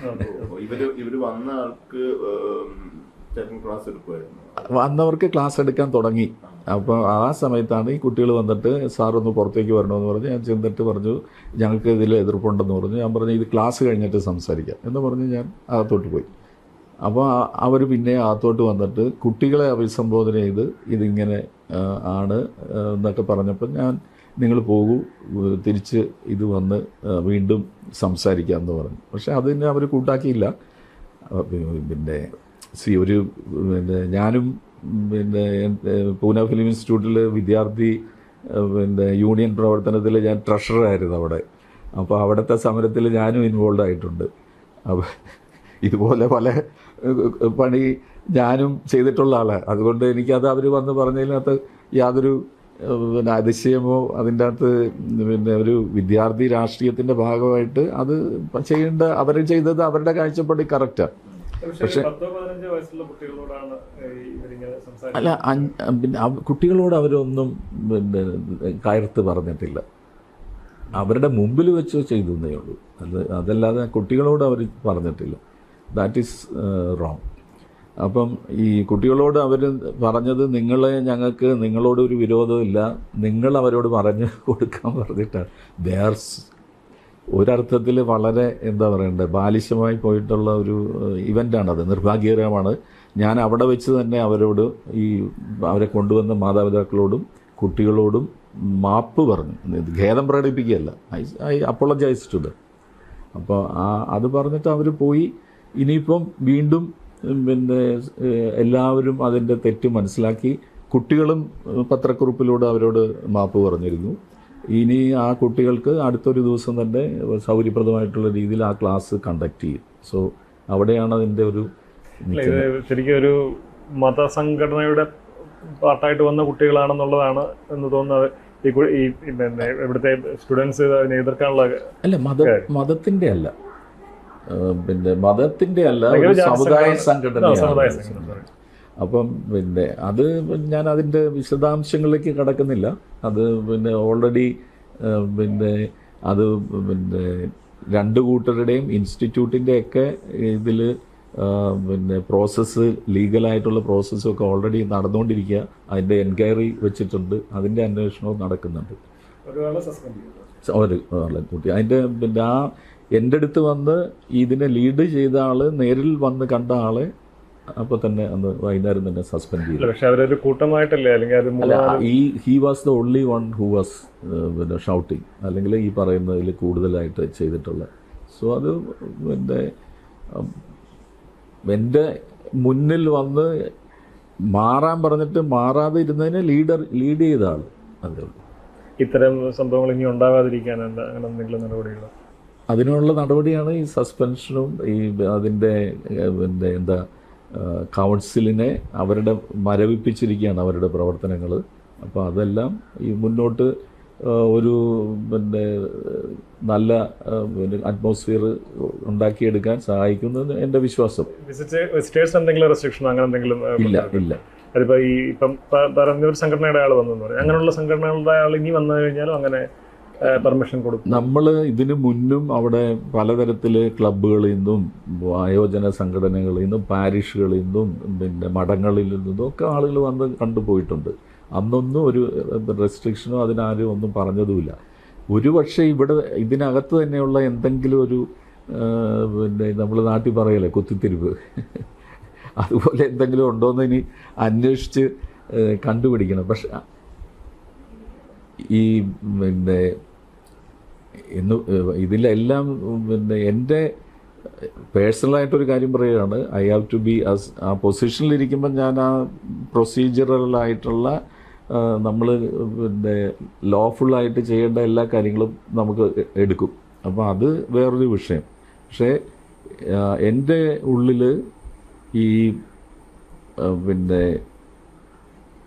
ഇപ്പം എൻ്റെ മുന്നിൽ നിന്ന് ആ തെറ്റ് ചെയ്ത കുട്ടിയാണെങ്കിലും അവൻ്റെ ആ തെറ്റിനെയാണ് ഞാൻ എതിർക്കുന്നത്. I cannot see him as എനിക്കെതിരെ ഉള്ള ഒരാളായിട്ട് കാണാൻ പറ്റില്ല. So that is my philosophical attitude. ലോകത്തെ മുഴുവൻ അങ്ങനെയാണ് കാണുന്നത്. So I think that helps. നമ്മുടെ ഇന്നത്തെ കാലത്ത് ഈ ആ ഒരു വിദ്വേഷം ഇല്ലാതെ ആളുകളെ കാണാനായിട്ട് നമ്മളോട് ഇങ്ങനെ കാണിച്ച് എന്ന് പറഞ്ഞിട്ട് നമ്മളോടനെ അങ്ങോട്ട് കയറി അതിനെതിരെ പ്രതികരിക്കേണ്ട ഇതില്ല എന്ന് വിശ്വസിക്കുന്നുണ്ട്. മലയാള സിനിമ ലോകം മുഴുവൻ അറിയപ്പെടുന്നുണ്ട്. പലരും മലയാള സിനിമയുടെ ഒരു വളരെ ഇതായിട്ടുള്ളൊരു സമയമായിട്ട് തോന്നുന്നുണ്ട്. നല്ലൊരു കാലഘട്ടമാണ്. അതോ ഇതിനു മുമ്പും മലയാള സിനിമ ഇങ്ങനെ തന്നെയായിരുന്നു? കലയുടെ കാര്യത്തിൽ, സിനിമയുടെ കാര്യത്തിലും എല്ലാ കൊല്ലവും പുതു നാമ്പുകൾ ഉണ്ടാവുന്നുണ്ട്. അപ്പം നമുക്കിപ്പോൾ എടുത്തു നോക്കിയാൽ, ഇങ്ങോട്ട് എടുത്തു നോക്കിയാൽ, പിന്നെ ഞാൻ എപ്പോഴും മലയാള സിനിമയുടെ ഒരു നല്ല ഇത് ആദ്യത്തെ ഇതായിട്ട് കാണുന്നത്, പ്രത്യേകിച്ച് ഒരു ക്യാമറാമാൻ എന്നുള്ള രീതിയിൽ, ഭാർഗവി നിലയം, വിൻസെൻ്റ് മാഷ് ഇന്നും നമുക്ക് കണ്ടു കഴിഞ്ഞാൽ അതൊരു പഠിക്കേണ്ട ഒരു സിനിമയാണ്. അത് കഴിഞ്ഞ് പിന്നെ PN മേനോൻ, പിന്നെ ഓളവും തീരവും കുട്ടിയെടുത്തെയും, അത് കഴിഞ്ഞ് പിന്നെ ഇൻസ്റ്റിറ്റ്യൂട്ടിൻ്റെ ഗ്രാജുവേറ്റുകളുടെ ഒരു വരവ്, പിന്നെ പാരലായിട്ട് പിന്നെ നല്ല സിനിമകളുടെ കൂടെയും കല, നാടകം തുടങ്ങിയിട്ടുള്ള എല്ലാ കാര്യങ്ങളിലൂടെയും സഞ്ചരിച്ചിരിക്കുന്ന, ഇൻസ്റ്റിറ്റ്യൂട്ടിൽ പോയിട്ടില്ലെങ്കിലും അരവിന്ദേട്ടനെ പോലെയുള്ള പിന്നെ പ്രതിഭകൾ അവിടെ വരുന്നു. അപ്പം ഇത് കഴിഞ്ഞിട്ട് ഇൻസ്റ്റിറ്റ്യൂട്ടിൽ നിന്ന് തന്നെ വരുന്ന മറ്റ് ആളുകൾ, ഇതെല്ലാം ഒരു 10 വർഷത്തെ ഗ്യാപ്പിനിടയിൽ പുതിയ പുതിയ പുതിയ പുതിയ ആൾക്കാരിങ്ങനെ വരുന്നുണ്ട്. അത് നമ്മളുടെ ഏത് മേഖല എടുത്ത് നോക്കിയാലും കാണാം. ഐ തിങ്ക് കേരളത്തിൽ പ്രത്യേകിച്ച് ഒരു 10 year പീരീഡ് ആണെന്ന് തോന്നുന്നു ഈ ഒരു ഇത്. ഞാൻ ക്യാമറമാൻമാരുടെ കാര്യത്തിൽ ആ സ്റ്റഡി നടത്തിയിട്ടുണ്ട്. So every 10 year there is A new star. അപ്പം അത് എല്ലാ കാലത്തും ഉണ്ട്.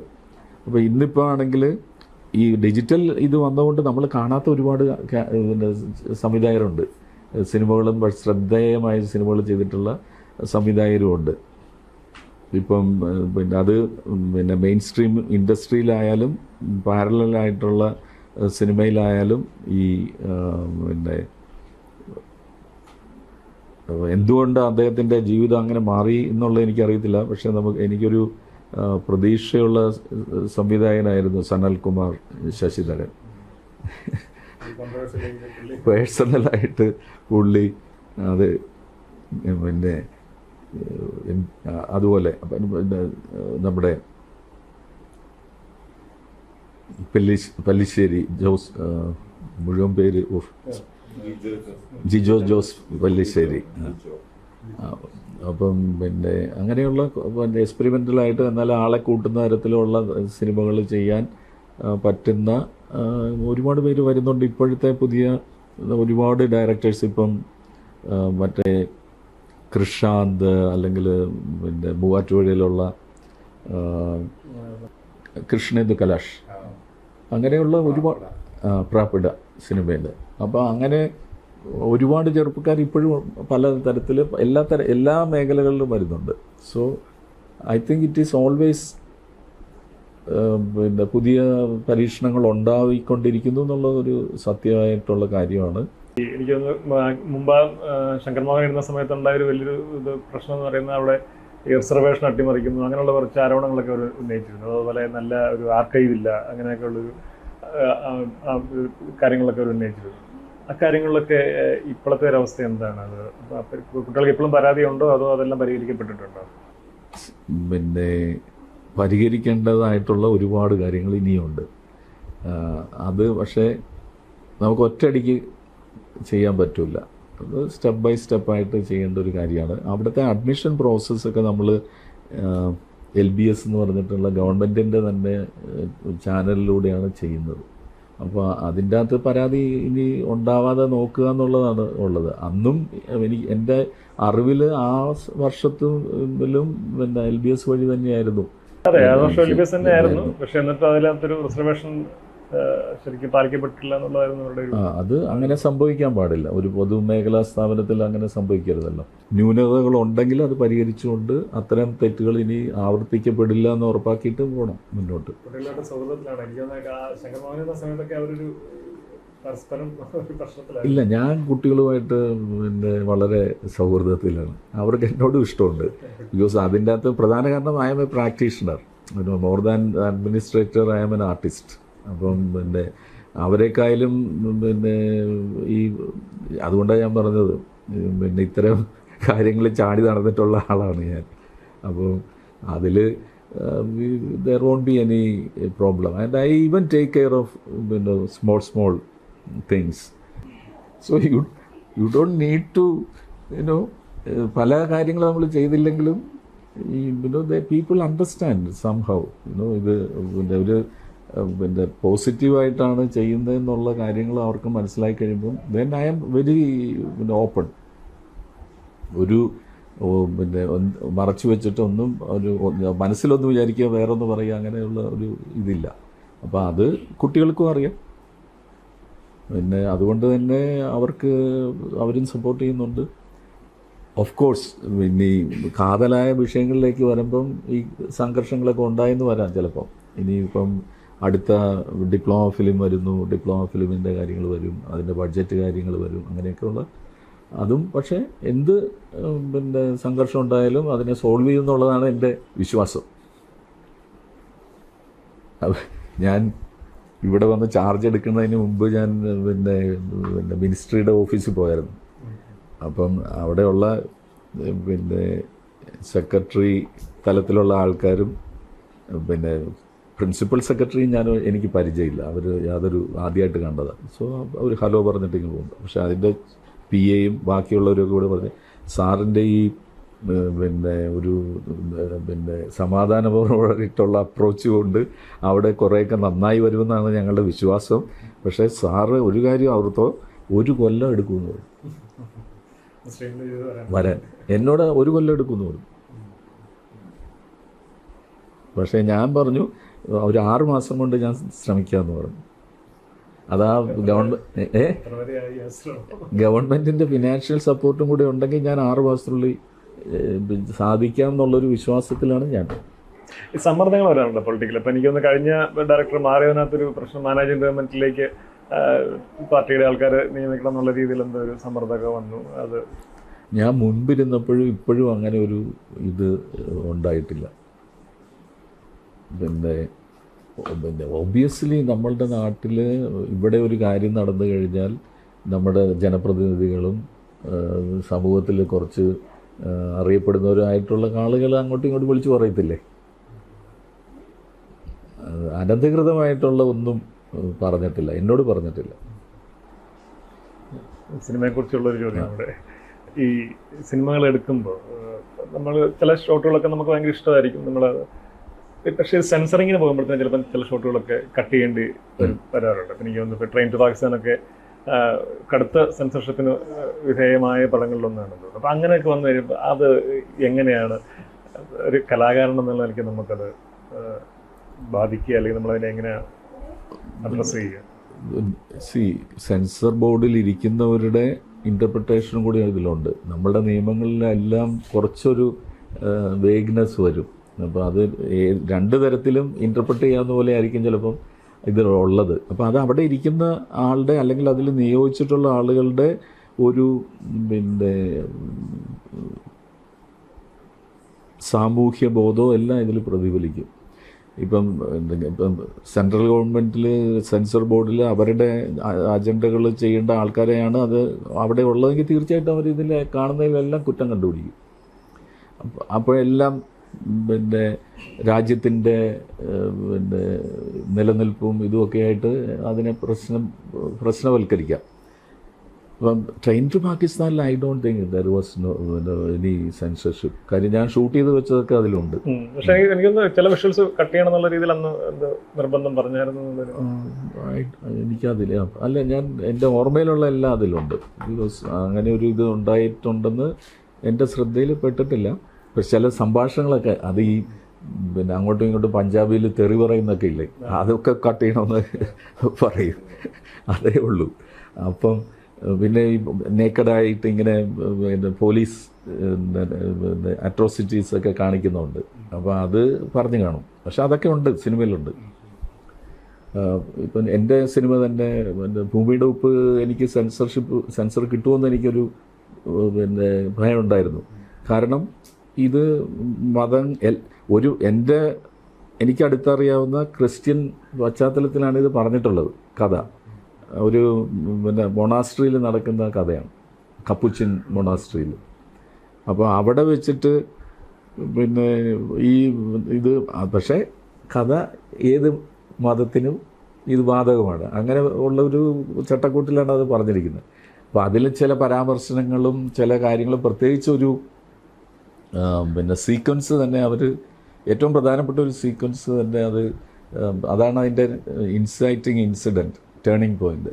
അത് കംപ്ലീറ്റ് ആയിട്ട് അവർ കട്ട് ചെയ്യുമെന്ന് ഞാൻ വിചാരിച്ചത്, പക്ഷേ പിന്നെ ചെയ്തില്ല. Everything was kept. അപ്പോൾ അതിൽ ഈ ഒരു കൊച്ചച്ഛൻ, അതിലൊരു സീക്വൻസിൽ ഈ പിന്നെ ചെമ്മാച്ചൻ, ഈ പഠിച്ചുകൊണ്ടിരിക്കുന്ന ഒരു അച്ഛൻ, ഈ മുതിർന്ന ഒരു അച്ഛൻ്റെ അടുത്ത് ഇങ്ങനെ കുളി കഴിഞ്ഞ് വരുമ്പോഴത്തേനും അവൻ ഈ എല്ലാം നമ്മൾ ചെറുപ്പത്തിൽ ചോദിക്കുന്ന ചോദ്യങ്ങളത്. അപ്പം ചോദിക്കും, സർവ്വവ്യാപിയാണ് ദൈവം, സർവ്വവ്യാപിയാണെങ്കിൽ എന്തുകൊണ്ട് നരകത്തിൽ മാത്രം ദൈവ സാന്നിധ്യം ഇല്ലയെന്ന് ഒരു ചോദ്യം. അപ്പോൾ അച്ഛൻ തിരിച്ച് ഇവനോട് ചോദിക്കും, ചിലപ്പോൾ നരകം ദൈവത്തിൻ്റെ ഉള്ളിലാണെങ്കിലോ?